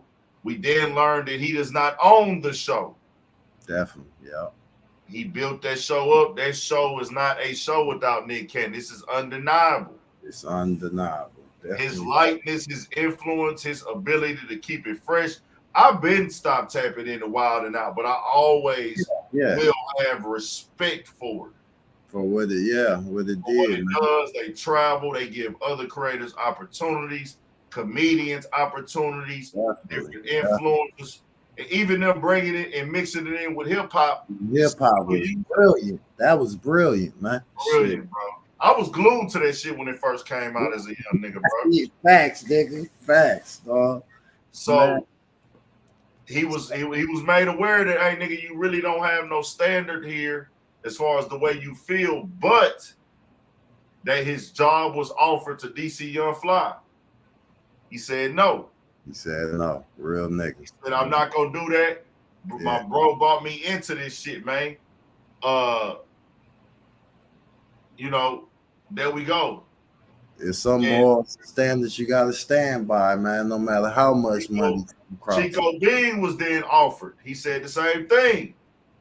Nah, I'm not doing it either. That man brought me in. Exactly. So then it was a situation. The show was going to be postponed, if I'm understanding correctly, which I think it got postponed a little bit anyways. But he initially said, I apologize. And even to the terms of Nick Cannon could just walk away. Like, I'm good. He got enough money. Definitely. He could just walk away and say, fuck it, I can chill. But deep down the side, I feel Nick Cannon knows, and he might have said this himself, like, hey, bro, a lot of people are depending on me. A lot of people, livelihood, Professor Griff, okay, that was his name. A lot of people depend on me with this show running. It's too much, and too many jobs going to be lost. Too many people that I was feeding, and to just be able to just shut it down, nah. So he came back, they got it back rolling and everything. But this nigga now is jumped out here again over this same topic. And said he's standing up for Kyrie this time, saying, I can say Kyrie Irving is not anti-Semitic. We're going to get your opinion on this right here. Let me play this audio. The slave masters would, Kyrie Irving, wholeheartedly say, I know Kyrie Irving is not anti-Semitic. When given the chance to say, are you anti-Semitic? He didn't say, no, I'm not anti-Semitic. At the press conference, tell us about that movie, Why Did He said, stop dehumanizing me. And the movie is saying white Jews invented the Holocaust. And 6 million Jews didn't be killed. Okay, I know that isn't right. Right. There's a gigantic historical record. Jewish people know when you dehumanize us this way, we know what's around the corner. So in that same statement as those are the tropes that dehumanize Jewish people, the same buck breaking. What's that? I don't really know what that means, to be perfectly honest. The slave masters would bring the buck, the one that gets out of line. So all the other slaves would see lash after lash showed them the power to set an example. This is what you must do to fall in line. So when we see the 6 things that Kyrie must do to get his job, stop dehumanizing me. So, and white Jews invented the. Look at that was a gigantic historical record. Book breaking part, because I want to talk about that, because that's the main thing, bro. This is making a nigga not look like a man, bro, when you talk buck breaking. I don't know if everybody else can understand this. They treating him like he created a crime, right? Definitely. He did. They tried. Look at this list. What do you think when you see that, bro? Oh man, they trying to push him in the door he don't want to go through and forcing him. Basically, they forcing him to be a slave. Yeah, that's exactly what I see, man. That's me with ADL Jewish leader, anti-Semitic training, sensitivity training, 500K donation. It's like, what? All he did was post a movie. Like you like, we don't have freedom of speech anymore, like freedom to create. We don't have these freedoms anymore. Or we never did. So the thing is, we had freedom of speech, in my opinion, bro, until we got a lot of information and we had a lot of access to information. Once we get the information age, they took freedom of speech away. So there's 2 ways to look at it. I'll play devil's advocate and I'll play fair. You have the freedom of speech, meaning you could go on the corner in your neighborhood and say whatever the fuck you want to say, do whatever the fuck you want to do. You could go bring out a podium, bring out a microphone, and you could say whatever you want to say. But when you sign up for a platform like that of a YouTube, a Instagram, or Twitter, you don't have freedom of speech on these platforms. You have freedom of speech in the world, but you don't have it when you're on a platform. There's a gray area in everything you use. When you agree to the terms, you're basically agreeing that they can decide on when you have gone too far in opinions and thought processes.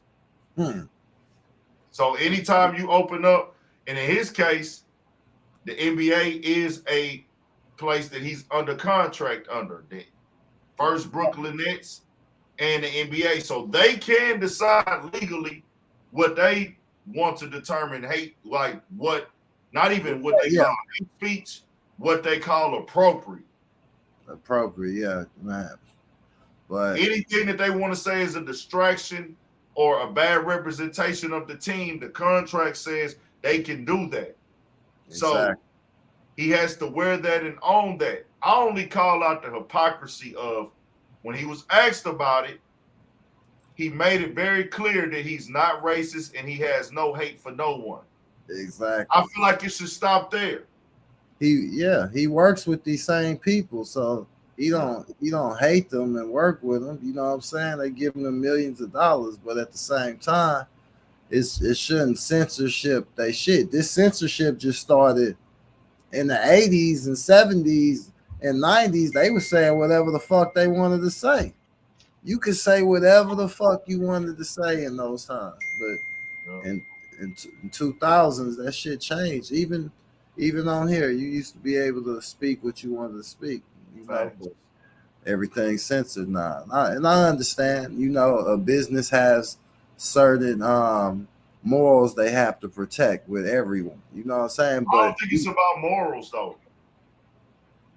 And it's all about the popularity, the influence, and the money. So if we got together as a group of black people If somebody was on YouTube doing something that we don't like, if the company sees a potential in losing money, they will fold. The only platform that I have seen say, I don't give a fuck about how outraged y'all are, this shit is staying up, Netflix. Yeah, they've been firm on that. They tough, man. I respect that. What they did for Dave Chappelle. I respect They on some like, hey, my nigga, if we fold for one, we gonna fold for all. That's why I say, like, even with the Jeffrey Dahmer movie, I get what niggas was saying, but I was like, hey, bro, they all the way across the board with this shit. They ain't got no picks and chooses. Like, hey, bro. Yeah. I mean, true enough. Respect that.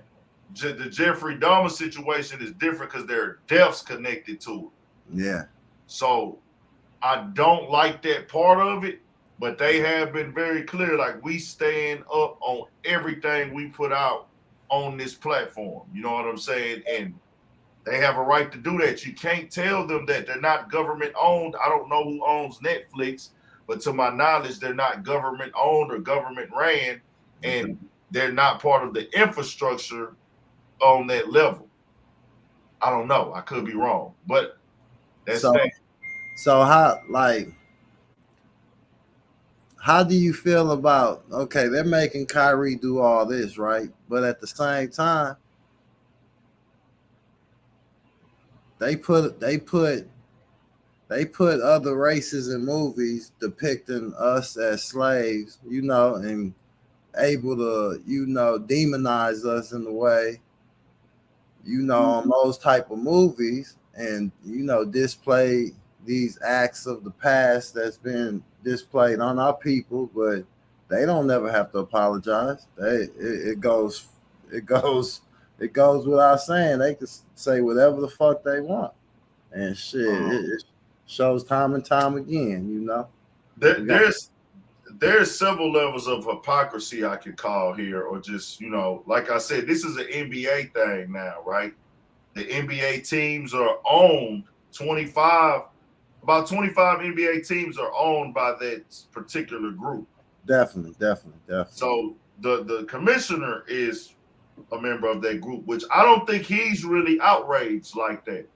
Definitely. It's one of the things where the influence of the people with this league, because of the ownership side, some of the things that they say was in the piece can be seen as disrespectful. And I'm not here to tell them how to feel. I'm not. You can feel how you want to feel, whether the history is questioned. I'm never going to argue that, because I haven't sat down and read everything, and these things can be debated. But what cannot be debated is that Amazon is making money off of it. Definitely. They're not being boycotted and took down, so they taking the role of a Netflix in this point. Also, if Kyrie says, hey, I don't agree with everything that's in this piece, and I don't agree with everything that's in this write-up, some things I do, some things I don't, but I'm not of that cloth. But y'all are saying he's promoting it. Okay, what about when the NBA promotes rappers? Rappers rap about murder. They rap about death. They rap about drug usage. They rap about a lot of nigga ass shit or ignorant shit or just crazy wild shit. Do you say, hey, when I promote this rapper, I'm promoting him as a whole, or I'm only promoting pieces of him? Good question. You know what I'm saying? Good question. When you put Lil Wayne on your screen, or Lil Wayne is part of your halftime show, no disrespect to Lil Wayne and nobody. Just say any rapper. Let's take Lil Wayne off of that. Any rapper that has rapped about any type of certain lifestyle or gang shit or da-da-da-da, you're not promoting him as that. You're promoting him as this. Hey, you're an entertainer. You're a rapper. Now, do you take and say, hey, bro, we have to take this because it's a certain group of people who don't like the things you rap about? Women hate. Womenizing. Hey, he speaks hate speech. He calls women bitches and hoes. Y'all are promoting this rapper that calls women bitches and hoes. And a certain particular woman. Exactly. He calls women bitches and hoes and talks about fornicating with them and womanizing them. Y'all take that. Same thing with the baby. So he can rap about shooting, robbing, and killing niggas, but he offends this group. Now we don't want to associate ourselves with him. You were booked for this concert. You were booked for this concert, the baby. And you can rap about robbing, killing, shooting, how you would kill a nigga, how you would knock a nigga down. And it's all on video being thrown through the internet. So y'all can associate yourselves with me as being this person, but when I say something about this group, oh nah. You see, I point out the hypocrisy. A lot of people, they want to do the argument about the real history of the black man and and I'm not here to get your fat on your brain. Exactly. Hey, we need people for that, but I'm here to call and speak out against the logic and the reality that we live in today. That's all I look at. Exactly, man. Because you know, at the end of the day, and everybody says we have to get together, blase, but the reality of it, when a certain group of people, they own everything, it's hard to do that. Where's the money gonna come from? You know what I'm saying? Where you have to do like Kaepernick did. If people really feel strong about these issues like that, they have to risk it all. They have to throw away their career. If you really want to sacrifice for your people, I feel like he shouldn't apologize. He shouldn't do this. You know what I'm saying? He shouldn't do these stipulations. He should stand up against it. But do you take your family through this though? Because that's who's he can deal with it. But guess who else has to go through this? His kids, his wife, his relatives, because the internet is a dangerous place now. But guess how many other people got to go through this on a day-to-day basis? You're 1,000% correct. You know what I'm saying? So I think the fight is bigger than just your family, because, man, a lot of people done lost their families, for certain fights. You know what I'm saying? And I'm not saying fight is any violent thing, but we have to fight and stand up for our rights, man. It's definitely being is definitely being hijacked right now as we speak. And people don't really understand how deep this shit goes. And that's why I was firm on what I was speaking on, where, hey, my nigga, I'm not here to beef with my brothers. I'm not here to argue with no niggas. I'm not here to fight niggas. I'm not here to fight anybody. I'm grown. What do I get out of being violent? What do I get out of getting out here punching somebody, hitting somebody? What does that solve for me or anybody? I'm not here to beef. But we do have to also understand, hey, man, if you have an issue with something Kanye West said, handle that accordingly. Handle it. If he crossed the line with you, with George Floyd, which, hey, I said 1,000 times, there was some bullshit he said. Facts. Because you going onto a platform saying that shit. Yes. Even though he was trolling with the White Lives Matter shirt, and when you look at what was going on with it, having the dude on there who got the sex allegations and all that other shit, and it was a troll. Like, it was a troll. I get it. Nobody's gonna pay attention to the troll when you got White Lives Matter on the shirt. Nah, definitely not. It's just you trolling, bro. And then you going on this interview talking about Kim K. Fam, your wife in your home is none of our fucking business, my nigga. The problem you having in your household and what they are choosing to do by choice with the media that they was doing before you. They was doing before you. That's how they get the bread and butter. Shit. That ain't got nothing to do with none of us. The white boy, once my chick go fuck with a nigga like Pete, it's over. I wish a bitch of mine would. You can't come back and fuck with me after I see it. Bitch, you better sneak around and tweet. You see what Charlemagne the guy said, man? Yeah. And Charlemagne, I'm gonna be real with you, bro. Charlemagne pissed me off with that shit, bro. This wasn't the time for that. This wasn't the time for that, Charlemagne. Charlemagne took shit personal when he got called out. Charlemagne should have kept that shit separate from the anti-Uchacaller speech because he started tying them in together. Oh, his speech is spilling. Why are you spilling this hate? And I'm like, bro, you're speaking up more for their hate and their problems, which we not minimizing it, than they do for ours. Yeah, man. Shit. They exploit ours. They don't come up and speak out about winning for us and They just don't, bro. They about them. It's about and that's them. cool, my nigga. But I'm gonna call a spade, nigga. Yeah. Hell no, nigga. We not now, bro. Salute to everybody. We not pushing no slaughtering, no killing, no violence or hate on nobody.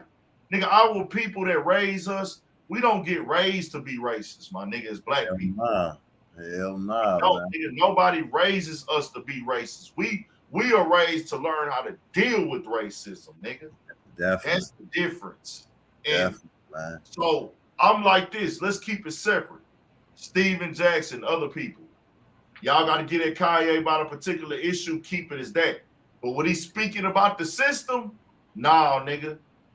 He's speaking the real. Because don't none of y'all niggas about y'all. He's speaking about y'all family. Y'all like y'all grandbabies. Like you gotta understand it's deeper than just check, man. These people gotta start understanding. Shit, these people need you on television. So if everybody stood against certain shit, man, guess what? They would have to come to a medium with shit and have to come to an understanding because right now it's no understanding, man. We have Uncle Toms and goddamn, we have the people standing up against the powers that be, man. And we need more people to do that because Kyrie can't do it on his own. Kaepernick can't do it on his own. You know what I'm saying? But at the same time, we got to look at the past and realize all our great leaders, look what happened. Shit. Everybody diminished. You know what I'm saying? So it's kind of a risky game that they're playing at the same time, No, that's facts, bro, because we in a situation now. I feel like with this NBA aspect, because this shit is bigger than the NBA. The NBA would just been like a fire starter. Because this shit is bigger than the NBA, what niggas don't really know. The system, the infrastructure goes beyond the NBA. Way beyond it. Way beyond the NBA. Yeah. But that could have been the kickoff of it. Like, okay, lead by example, nigga, where we can bend and make shit fold and change. Because as a man, I'm not really into having to, like, I'll do it by choice, but I'm not a nigga that's into, I'll do it every once in a while by choice, but I'm not into explaining myself more than once by force. Exactly. If I told you it was something, then that's that. That doesn't mean as a media person, you get to come back to me at my place of work and try to get me to elaborate on some things that you want me to come out and say disrespectful. Definitely. It's not like, nah, my nigga, you can't do that, my nigga. We not finna sit up there and play that type of game at all. So that's just why I be sitting with this shit, bro. And we gotta really start getting it understood where we want to go with it. And until we do that, everybody else be on move and on code with their people, nigga, except for us. Except for us, man. They don't give a fuck when they right or wrong, nigga. They gonna lay down the demonstration like they doing now. Yeah, man. Shit, man. Put the treating you as is stock. That's all you like. It's like cattle, man. And they the farmers. You know what I'm saying? They look at it like this, nigga. And Stephen A. They didn't even realize that they was really kind of confining to the message of like Skip Bayless and Shannon Sharp, where they were saying, yeah, but Kyrie, you gotta know, or anybody, you need to know that the NBA was here before you and they're gonna be here after you. And long after you, the NBA will be this or that. And I was like, see, that's exactly how they think. And you don't even realize it, nigga, that they look at it like, hey, if this nigga act up, we got a new fresh nigga coming in. That's exactly how the record labels look at it. That's exactly how the owners look at it, nigga. And you don't even realize I don't know if you even realize when you say that what you really saying. Yeah, You just talking. You just talking. But to me, it's like, bro, you really sending the message that they want us to know as a black people. They don't have a league without us, my nigga. The NBA crumbles without us. Crumbles, man. And The look at likeness how hard, look how hard it took us to even get in it and to get accepted in the beginning. People don't look at the beginning of this shit. You know what I'm saying? This shit wasn't easy peasy for people of our color. You know what I'm saying? It was not. It was difficult. It, you know, racist remarks was going on nonstop about them when the NBA started. But that, you know, that don't come up throughout the history. You know what I'm saying? It's just what somebody posted is, and it's just a big understanding, man. You know, like he never said anything racist, not one time. Well, I didn't. And me, a nigga got to demonstrate some racism for me to feel that way in America. And let's be very clear, my nigga. If we gonna be technical, black people cannot be racist, depending on what definition you look up. Definitely. To be racist, you have to be able, or your people have to be in control, or you're using a piece of the system and have control of a piece of the system to be racist. We can be prejudiced. Prejudice, exactly. We know damn well, because I put in my video I did on Kyrie, and when I talked about this, I did a commentary to the Dr. Umar video. I actually put everything in there of like Kyrie overseas with the white kids, when he was working with the white kids, the black kids, the Asian kids. He traveling the world doing this as a young nigga, bro. And I'm just like, all right, so what are we doing now? You know what I'm saying? So is this man, y'all consider this nigga to be a racist? Because that's what y'all pushing. So y'all treating him like he's a real stomped down racist, my nigga, and you can clearly see that he is not that. So what message are we really sending here with this dog walking ass list they created? So definitely. You know, we can go back and forth about this all day, man. Before we get up out of here, bro, let's just talk some H-Town shit, bro. Like some H-Town history real quick, bro. Like, yes, I went downtown last night, nigga. Okay. I was on right over there by Frank's Pizza. That street, it's a spot called Food. And when I was over there, it was like, damn. That shit reminded me of that 06 era, nigga. Boy, like old days type shit. I don't think we was going to Grasshopper then. Grasshopper, that was. Yeah, we was going to Grasshopper, then we'll go some shit like Walter Franks. I think we might have went to Pink Monkey like once or twice. Pink Monkey, Glow, Grasshopper, Level. Shit, man. What was the other green one? Bar. Toke Bar was it too. Toke Bar. And then, it was like the fucking days. My nigga had the black Audi, nigga. Yeah, babe, boy, shit. This is some everyday lit shit that niggas don't know about, dog. Like, that was wild, nigga. Young niggas enjoying life, man. We was just carefree, man. Just figuring it out, man. Nigga, Greenspoint Mall was still popping at that time, nigga. What, man? We used to be in that motherfucker. I don't give a damn if we was window shopping or buying something. We was there, nigga. That hoe was the mall, bro. That's what niggas don't understand. Like, that's why I be telling niggas, like, we come from the era of, like, you had to really know how to get fly and shit like that, or you had to really know how to piece shit together, as opposed to I could just get on Instagram and look and see what everybody wearing, or just go to the designer department stores and buy the most expensive shit in there, or the designer brands, and I'm automatically fly. It was like, nah, nigga, we had to go put shit together, nigga. You had to go find you a Moschine, an LRG, whatever style you was on. D was one of the first niggas to pull out the turtlenecks with the blazers, nigga. In the house. All those, boy, had the pointy shoes, nigga. Went from baggy to classy around this motherfucker, man. Niggas in that damn chachos, nigga. Yeah, man. We chachos on Westheimer, shit, man. Them was the days, man. Candy shop. We used to go in that motherfucker, man. Shit, man. Bro, Houston was really lit, bro. Houston was, man. We been lit. Houston, yeah, man. Yeah, in those times, the downtown era, that's when both sides of the street was packed. It was goddamn just people all down that motherfucker, man. Shit, but now it's all hotels and restaurants and well, they got that little strip of bars right there, but it ain't us though. It's they bars. But they for sure got their little shit. We in Midtown and we in Midtown and Galleria area, Richmond and West Time or not, nigga. That's it. Midtown or you gotta go to Third Ward, to the trade.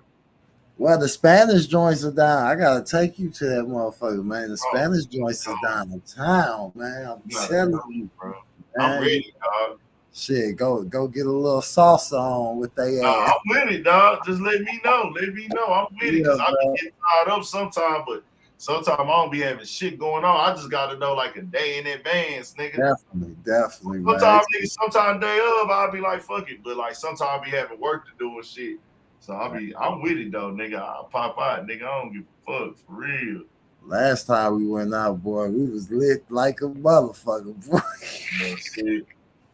Man, that got drunk like a I said, yeah, boy, you gotta drive, man. Oh, yeah. Oh, man. That shit was wild, nigga. Shit. That shit was a wild motherfucking night, nigga. I was damn near about to stay at the highs, and my nigga D was like, hey, you gonna come, man? I was like, man, I don't know, bro. And I was like, let me pull up on my nigga. I hit you. Hey, I'm finna come out there, bro. Man. I said, yeah, I'm here, nigga. Yeah. I got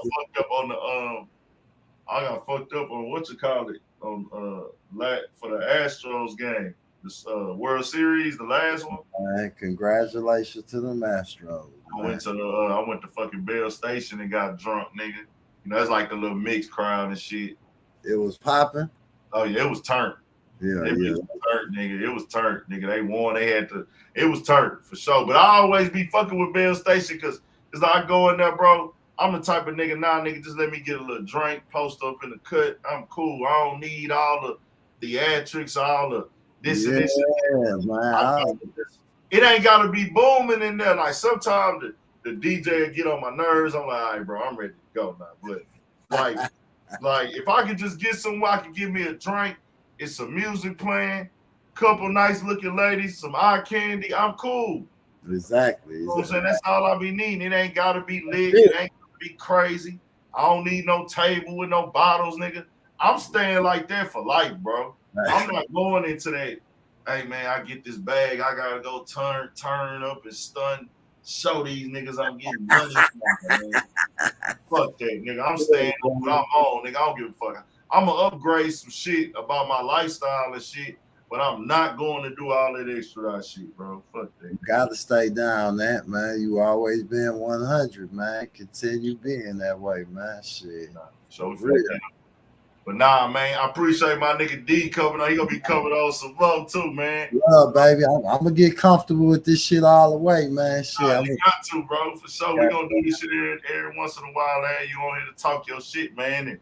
And once I get this, I got to get this podcast set up rolling, nigga, like with the couches and the vibes and shit that. Yeah, man. I got to get this shit rolling, bro, to where it's like it's set up and they expect it on the channel. And I really need to get more shit rolling. I just got to get the time, the editing. It's on me. It's on me. I'm gonna get it done. It's just a slow process, but we gonna get it done. Oh, good, man. Shit, and time due, man. Yeah, shout out to my nigga D though, man. 1,000 love, baby, man. Appreciate you for having me, my brother. 1,000. Appreciate you coming on, bro. 1,000, man. All right, y'all, man. We finna tap out, man. We gonna get with y'all. More shit coming. Shout out to my nigga D, my bro, for coming in here and blessing the platform. Most definitely, that was greatly appreciated. And that's what I want people to take from what I'm saying, bro. Like, with everything going on, dog. It seems as our stuff get minimized. And we have a lot of things that go on at our expense, my nigga. And if we come out and state the real and what you can actually see and the actual facts of this, that without us, there is no NBA anymore. The NBA is thriving, rich, and successful off of our likeness, our skill, our athletic ability, our image, our lifestyles, what has the NBA turned up right now.